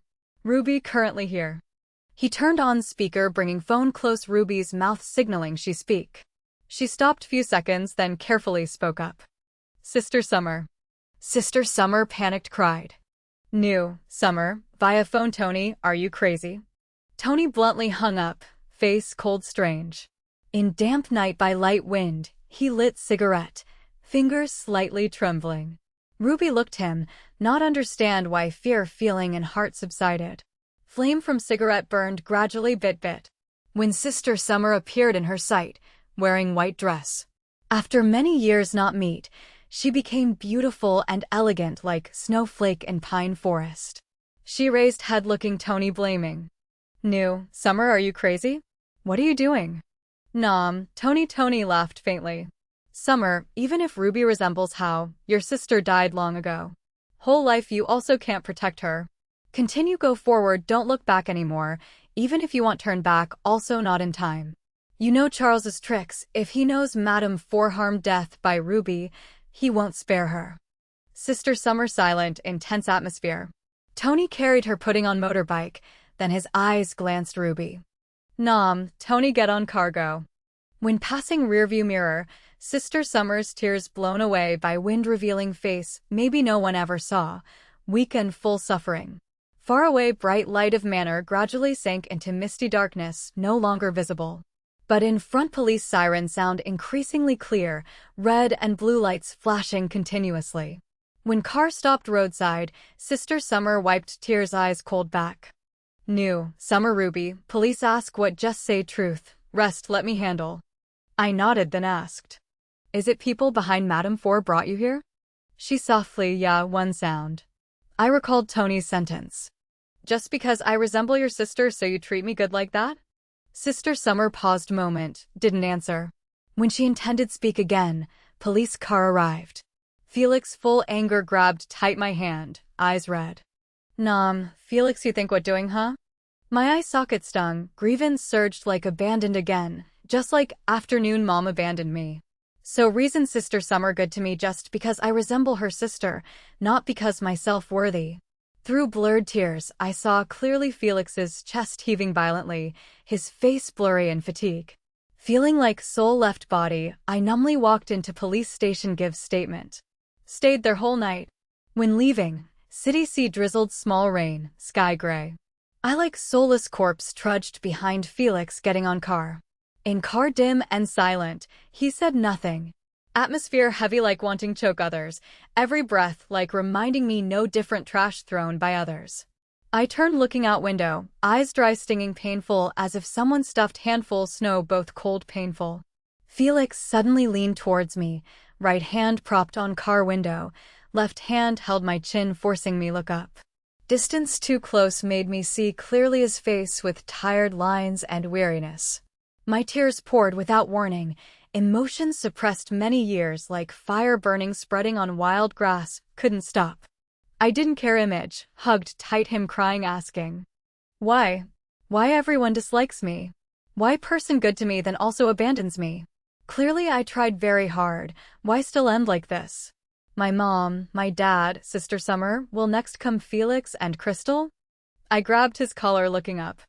You also will abandon me, right? In his eyes, originally cold, now mixture many different emotions. Felix held my hand, his hand cold, heartbreaking. Felix, if you don't save self, how heaven help you? If you don't know love self, how receive love others? Ruby, do you realize? Just need people good to you bit, you immediately ready trade everything, even life, while essence is you never truly cherish self. You always put others before self. Going out eat rice, you only care Crystal likes eat what? Ever thought what you want eat? Going out play also so, you don't care self happy or not, just need others happy enough. You not for self, so why expect others for you? If you don't ask anything, you also won't receive anything. I stunned, couldn't say more. Felix said nothing more, restoring calm look as before. When arriving Tong house, relationship between us changed rapidly. Crystal also sulked. She, just like Felix, felt I didn't cherish self, pouted, refused talk me, but red eyes called doctor check me. I carefully held her hand, saying myself fine, but she pulled hand out. New, Crystal fine? You think self have how much luck here?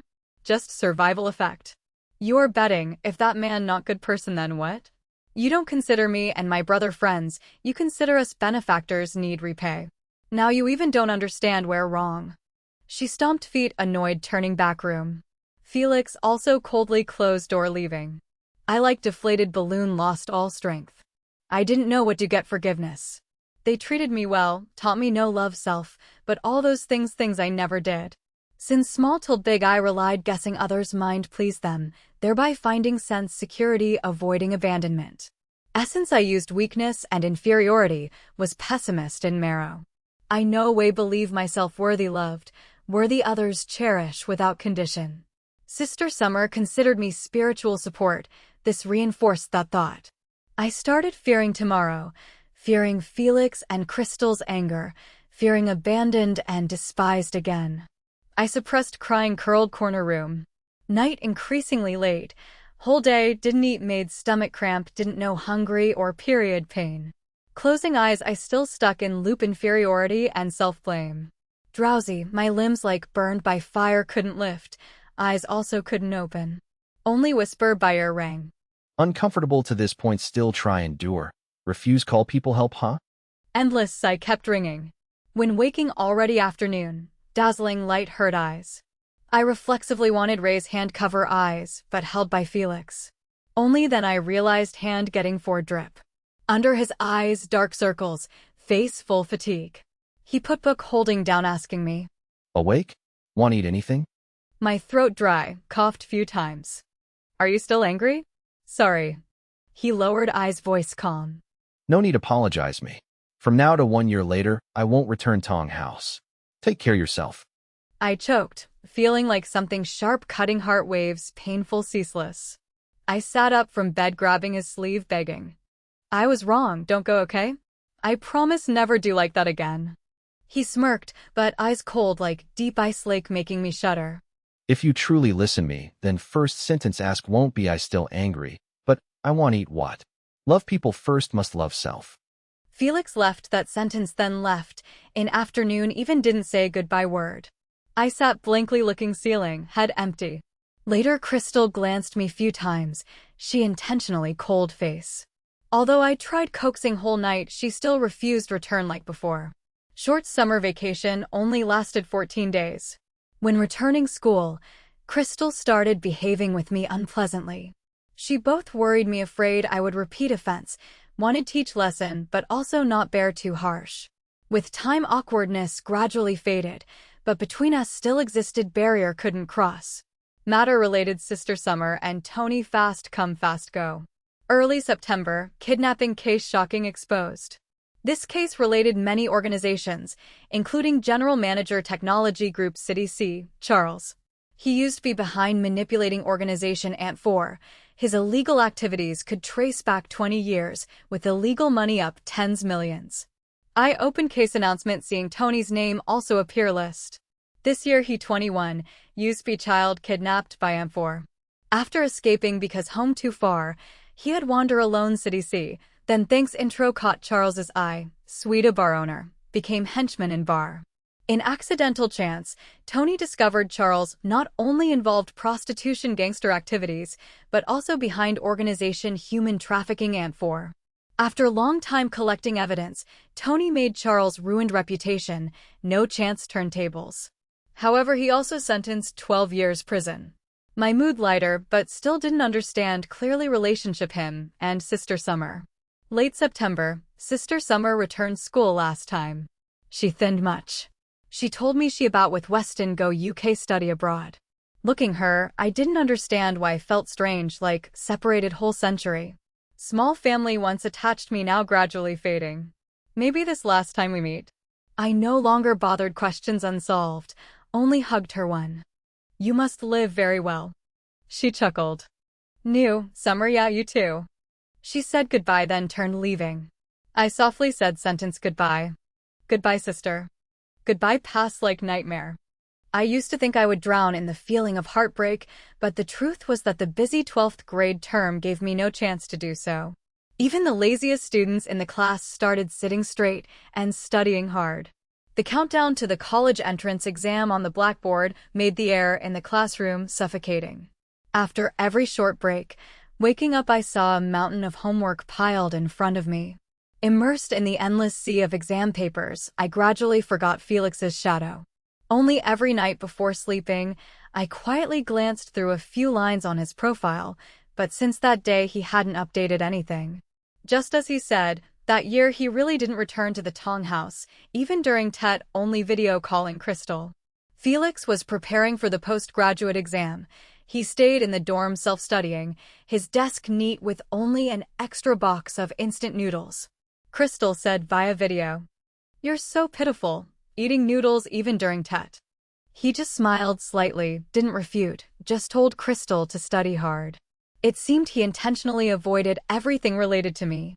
I guessed he knew I liked him, so before I had a chance to confess, he completely extinguished this relationship in the bud. I felt a bit sad but thought his reaction was reasonable. In his eyes, I would forever just be a little sister like Crystal. Sadness was there, but with the college entrance exam approaching, there was no time to think. With only 100 days left before the exam, the school organized a rally. Crystal invited Felix to attend, but he refused. True to his word, he wouldn't come back. I felt regretful. Day after day, studying then resting, all repeated. Time quietly passed with piles of homework, and looking up, the last day before the college entrance exam arrived. The nervous feeling before the final battle of student life was unforgettable but hard to describe. Everyone was busy. Some took the chance to confess, some wrote breakup diaries, some checked exam slips. Everyone looked towards a better future. Crystal called whining to Felix hoping he could take us to the exam tomorrow morning. Initially, I thought he wouldn't refuse such an important occasion. Unexpectedly, he refused bluntly. Just because wanting to avoid it made me both surprised and heartbroken. That afternoon, the college entrance exam ended in a calm atmosphere. Everyone was excited. Just stepping out of the school gate, everyone ran very fast, as if wanting to throw away all burdens just experienced. Under the setting sun, the sun went down, light spreading a layer of pale gold on the ground. Felix stood under the camphor tree canopy, holding 2 bouquets of colorful flowers, creating a scene reminiscent of spring scenery, with flowers blooming across the field. I was both surprised and happy. Before thinking, Crystal rushed ahead cheering. "Finally you agreed to come pick us up." She took the bouquet, sniffing with delight. I slowly walked over, clutching my backpack strap, not reaching out. Felix's eyes looked towards me. He stuffed the bouquet into my hand. In the air, the sweet scent of roses wafted, making everything seem to stop. In a moment, I realized he gave Crystal a bouquet of sunflowers, while I received a bouquet of pink roses. Crystal also noticed and asked, "Why give different flowers?" Felix changed the subject, asking how her exam went. Crystal sighed in relief. "Quite okay, but the math test probably wasn't done very well. But anyway, finished exam still thinking what?" He nodded, turning to ask me, voice intimate as if there never was a distance between us. And how about you? I was still immersed in rose scent, not hearing clearly question. Crystal nudged me. Still angry at him? I looked up at Felix. Our eyes met. In his dark eyes was a gentle smile waiting for my answer. I hurriedly avoided that look. Not angry, exam also okay. He raised eyebrow, opening car door. Congrats, 2 girls completed exam. Now want go where? Crystal quickly climbed into car. I followed, while Felix sat outermost seat, familiar seat. Familiar person. In that moment I seemed return past. My face red like fire burning blazing. Air in car very quiet, only wind sound rushing through window when he lowered glass. Crystal, busy texting, didn't notice my abnormality. Felix slightly leaned towards me. Warm breath blew on my ear. He reached out, knocking lightly on my head. What's wrong? Still angry me, huh? In my head like fireworks exploding, I pretended calm. No, truly not. Crystal turned, looking, staring both us. 2 people not angry each other anymore, right? I didn't know how face Felix, immediately changed topic clumsily. Crystal, tonight I won't go class reunion. She widened eyes, surprised, pulling my hand, whining. Why? Too noisy, don't wanna. High school 3 years past, didn't socialize. Finished exam, then gather bit, come on. Crystal definitely hiding me something, but if I didn't go, she would return home and likely be alone with Felix, so finally I reluctantly agreed. Felix glanced me, one didn't say anything, dropping us off at mall, instructing few sentences, then drove away. Class reunion after college exam carried mentality, all or nothing, everyone relaxed freely as saying, not crazy now then wait when. As predicted, a male classmate confessed to me at party. But he simply expressed liking me, didn't force or pressure anything. I refused gently. He also comfortably accepted and even comforted back me. Chatting with him, I came up with new thought. Result good or bad is result. Sometimes try brave once. Because I didn't participate much in party, Crystal lost guard until her boyfriend didn't notice. She was slightly tipsy. I helped her to car. When opening door, I saw Felix leaning back on seat, looking like fell asleep. He opened eyes. Back. I surprised. You sat waiting us whole tonight? He nodded, then carried Crystal into innermost seat, while himself sat outer seat as before. Car rolled in night. Crystal quickly slept soundly. Felix also closed eyes. Male friend's sentence kept echoing in my mind like ocean wave constantly crashing shore, pulling me into thought. Felix suddenly spoke up. Ruby, have you figured out which major to choose yet? I shook head. Not yet. Do you have any suggestions? I can only give some suggestions, but also depend on your interest. You look Crystal, choose what you. Felix straightened, looking intently me. 2 people are independent individuals. No need look, see what she chooses. Could it be she goes where you also must go there? His eyes suddenly became sharp cold, as if just need me say more he would push me away. I shrank, dared not speak. Felix again sighed helplessly. After returning Tong house, he texted me, breaking string days, cutting contact. Come out, meet me. I have important matter need tell you. At 5:30 a.m., dawn started breaking. Air carried cool moisture. Felix stood end corridor, hands in pockets, waiting me.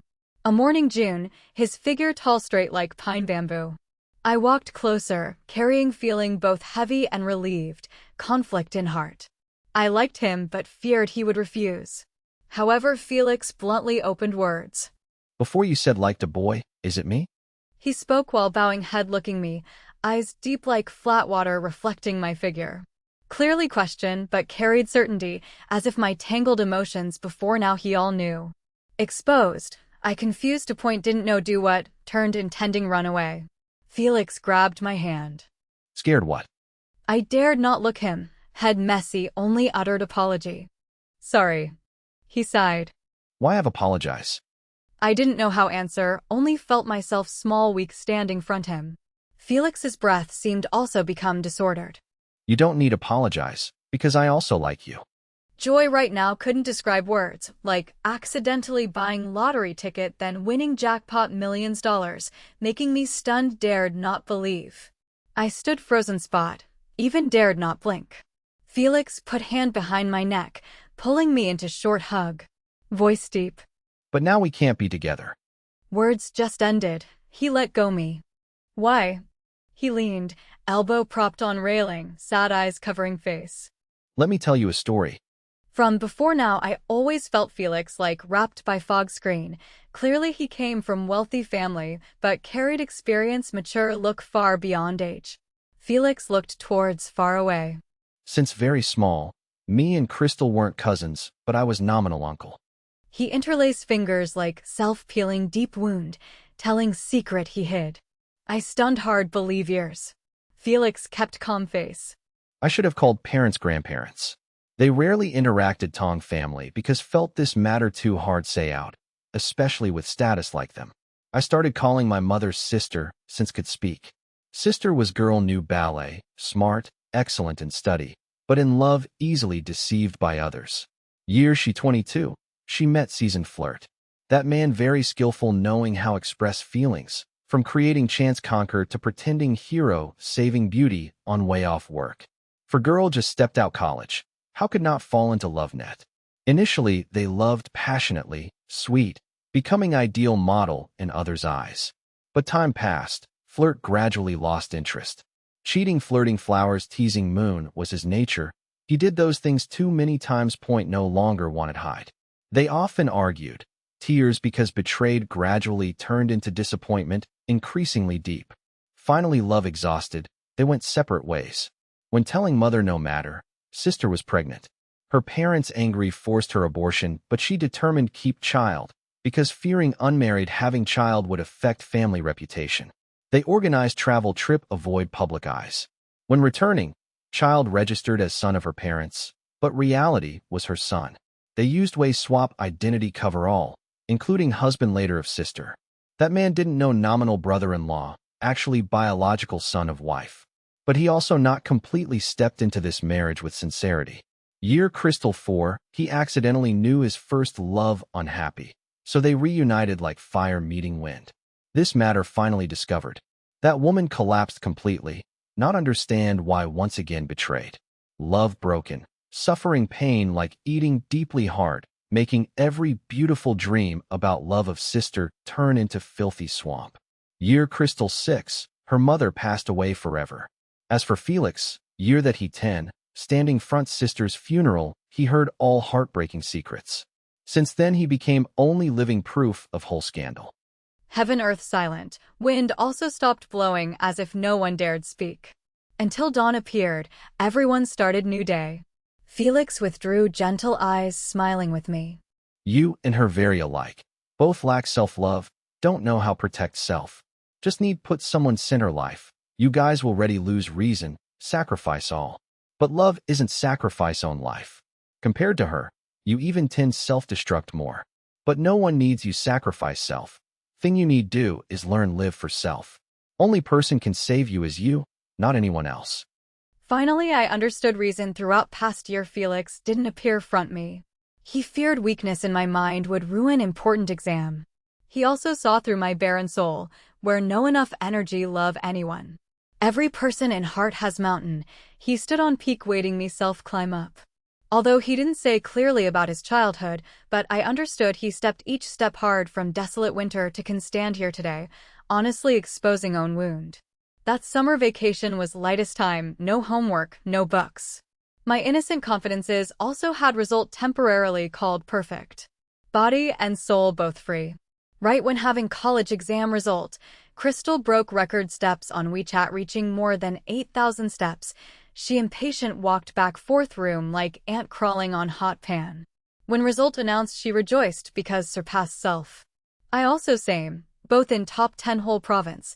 I stood 5th, she stood 7th. After celebrating, she asked me chose major and school yet. I frankly answered choosing archaeology at Peking University. Before now I always chose things suitable her, but now I started brave express opinion and interest. Crystal's eyes lit up. I thought you would choose math major something, but archaeology sounds cool. Felix also smiled looking me. Facing him I no longer avoided his eyes, but calmly accepted evaluation from him. I started truly reconciling with his advice. Love others first, must know love self. I slowly built own world.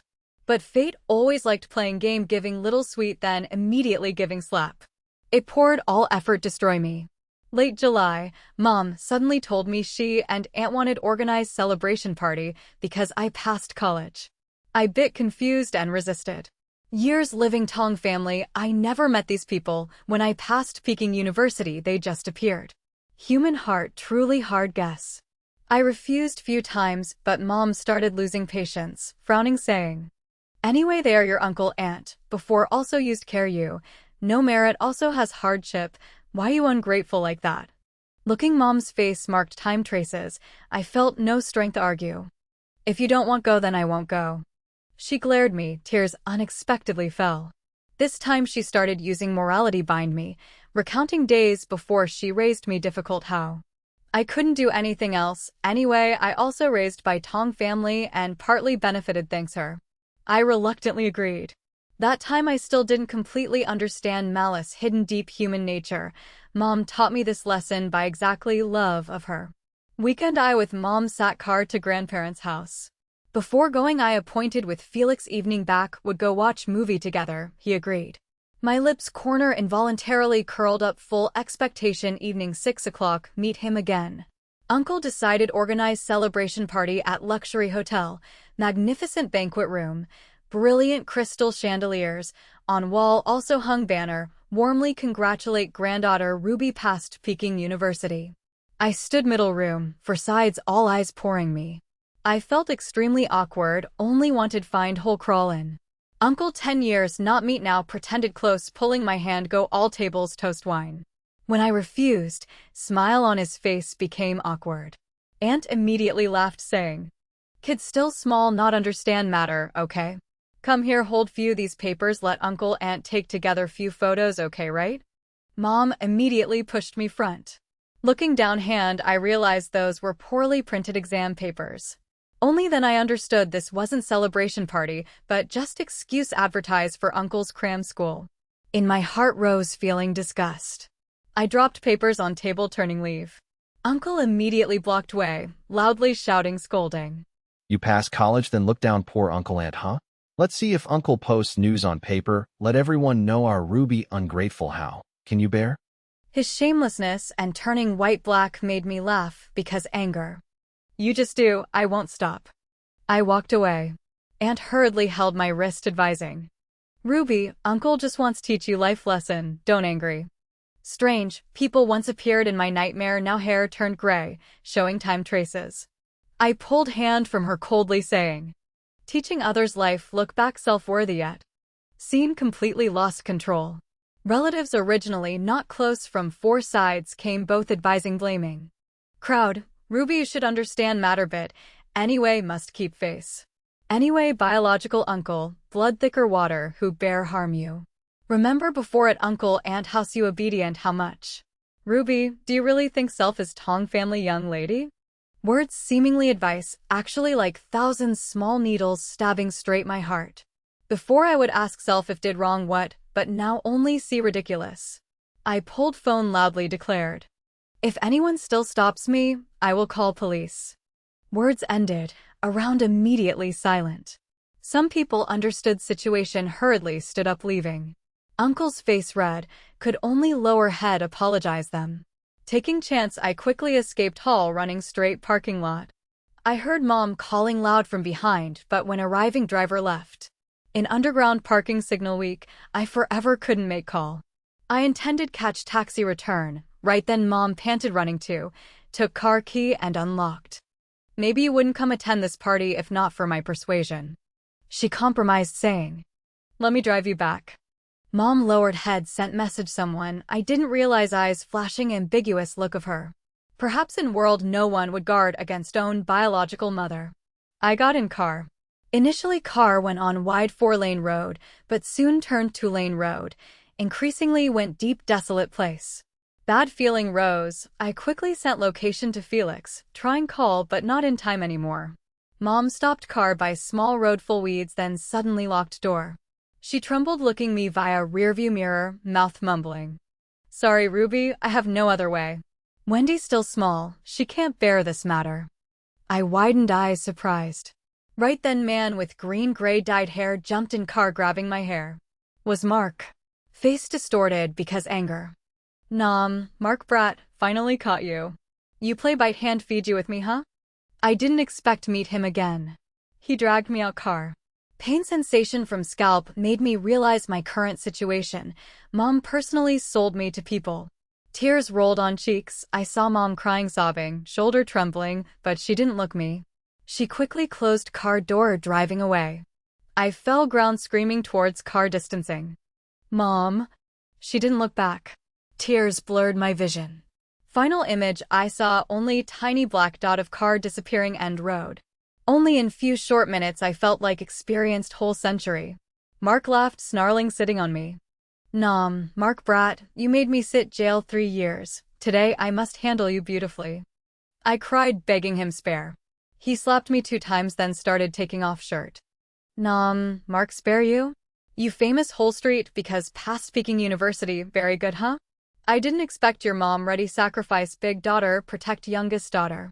Finally gave me this chance. Man continued nagging ceaselessly. Back behind me pressed sharp stone, burning pain feeling as if blade cutting through spine, spreading whole body. He started bending down, pulling belt out. I startled, jumped up half body, left hand quickly grabbed sharp stone and threw straight his head. Reflex, he raised hand block, but immediately my right hand smashed hard his groin. He screamed, painful, body curled up. I took chance, struggling, pushed hard him fall ground, but still not enough, not enough. I picked stone again, smashed hard his eye, smashed his face. His shrill scream rang, almost tearing my eardrum. He struggled, trying hold me back, 2 us wrestled on ground. I silently thanked martial arts classes Felix registered for me. Right now every lesson became useful. I constantly attacked his weak points. Mark's resistance gradually weakened, movement slower. My hand full blood, increasingly more. My pupils dilated, head like empty. Nightmares rushed back like fast-forward movie front eyes. I remembered his sick smile when nearly raping me many years ago. All negative emotions exploded right at this time. I like machine no longer knew pain, only madly resisting. I want live. Why? Why biological father took me pay debt? Why although past prestigious university I still couldn't escape this fate? Why mom always treated me like worthless thing? What did I wrong? If like that, why not kill me right beginning? I fell flat ground, hearing faint groan of Mark. I tried breathe, chest heaving violently. I want live, because still good future waiting me. I staggered, standing up, finding stick by roadside. I turned back, smashed straight area between his legs, added few times until he lay curled like worm begging mercy. I searched his phone, called police, then called Felix. First call busy, then second, third, to fourth time voice-filled worry rang. Ruby, where are you? I still haven't escaped danger, couldn't negligent. Opening map, I sent location him and started walking towards crowded place. I limped step by step forward like empty shell, no longer soul. Save self first, heaven save, I definitely will survive. Didn't know how long passed, as if I walked through whole desolate world walking to end doomsday. Finally deity also appeared. Strange, before seeing Felix the first didn't feel pain, but when he appeared whole body suddenly became weary, limbs painful like cut piece small, each nerve pulled tight, pain spreading ceaselessly. In that moment endless black wave engulfed mouth, nose and eyes. I started looking forward death. Then I dreamed long dream. I dreamed dad didn't throw little orange cat downstairs, mom didn't leave me. I dreamed Madam 4 returned hometown opening small grocery store sitting under locust tree eating watermelon. I dreamed sister summer hugging sister singing lullaby. Dream truly beautiful, but why I still crying? Seemed someone whispering me, comforting me, voice gentle steady like from another space echoing waking me. Wave receded, white light ceiling appeared. Each gulp oxygen filled lungs, slowly returning reality. Felix silently looked me as if waited very long. Outside window whole sky glowed orange-yellow sunset, dark colors tearing human heart. Moon gradually rose, heart beating thumbing, didn't know because moon front eyes or something else in heart. Short moment looking each other, Felix gently asked. Hungry? Maybe just transmitted water, didn't feel hungry, shook head. He looked me, face became serious. Really? Don't trick me. Maybe because before I always endured, he still thought I still like old days. I smiled with him. Really, I not hungry. Felix intently looked me moment, finally reassured. If hungry, tell me. Chef cooked chicken soup ready, put in thermal box. Moment Crystal will bring you. I nodded. Air became quiet, I didn't know say what. Normally surely I would cry, feeling painful, feeling self-pitiful, but when all negative emotions like volcano erupted out, soul became peaceful. Turns out crossing high mountains, looking back old, unstable days, realizing things once made heart pain turned out not worth bothering so. End road turned out always under feet. Where heart peaceful, there is hometown. I stared at Felix's face, blurting out. Have you ever loved someone at first sight? This was a question I had wanted to ask for a long time, but didn't dare due to low self-esteem. Now I could face it directly. Felix didn't expect the story to turn so quickly. A bit of surprise appeared in his eyes, but he didn't answer immediately, just slightly lowered his head, ears turning slightly red as an unspoken answer. I didn't mention it again. He smiled lightly, taking a piece of apple and feeding it to my mouth to stop my words. Crystal came home at 1 a.m., eyes swollen red, crying and cursing. Her irritable appearance reminded me of the first time meeting her, like a little lion pacing back and forth in the room. New, Crystal, that terrible thing. I shouldn't have gone with her, what playing? Wicked woman. Tomorrow I will definitely beat her properly. Her angry appearance made me laugh. She turned her head, frowning. New, Crystal's still laughing? You can still laugh? That wicked woman is your mother. Realizing she slipped up, the last words became vague. She lowered her head, sneaking a glance at me. I didn't change expression. I know, I will sue her. Her eyes brightened. New, Crystal, you figured it out? Felix stopped peeling the apple, looking at me with appreciative eyes. Thinking like that is very correct, commendable. I faced his eyes, smiling. Oh, so is there a reward? At first glance, he seemed calm and mature, but in reality, I just needed to be a bit bold, and he immediately blushed. He avoided my eyes, intentionally pulling the story back to the previous topic. Mark's real name is Mark Strong, arrested. He was originally a wanted criminal, adding kidnapping and intentional injury, likely sentenced 15 to 20 years prison. About your mother. Just call her Mrs. Tong, as she wishes. Felix continued. While fleeing, Mark knew news you passed Peking University via school propaganda. Recognizing you, he tracked address, followed many days, then used Wendy to threaten Mrs. Tong, forcing her take you suburbs. From the corridor came sobbing sounds of a woman in late night, sound especially clear. Person opening door, entering first was Uncle Tong, wife followed behind. Expression mixed, frowning guilt on Uncle's face, looked extremely funny. Maybe because too scared, Mrs. Tong suddenly knelt before my hospital bed. She cried pitifully. New, Mrs. Tong, Ruby, Mom, sorry you. Mom, blinded by greed. Crystal clenched fist, intending rush to, but blocked by Felix, he calmly said. Let her solve herself, I trust her. I didn't respond, only quietly smiled, watching whole play. Mrs. Tong started crying, bowing low, occasionally stealing glance my reaction. But minutes, second passed, room only left dry, choking crying sounds extremely hard here. Uncle Tong couldn't stand anymore, stepped up helping wife. Nom, Uncle Tong, Ruby, your mom truly wrong, but she just forced corner. She knows fault, you see can. I interrupted. Cannot. Don't expect me forgive. She froze, eyes wide, looking me like unbelieving. New, Mrs. Tong, Ruby? Mom wrong. You know wrong must bear responsibility. New, Mrs. Tong, but Wendy's still small, moreover this will affect both you and sister. I don't care, I only care you receive retribution or not. She stunned, tears flowing. I looked straight her, not avoiding nor stepping back. Her appearance now no longer beautiful like old days. When small I liked best hugging her, kissing her red mole. But exact she time after time pushed me abyss, as if every hurt she caused to me made. Mrs. Tong frowned, biting lip as deciding something. New, Mrs. Tong, can I talk private with you? Words ended, her eyes fell on Felix. Maybe feeling self not qualified enough, she added.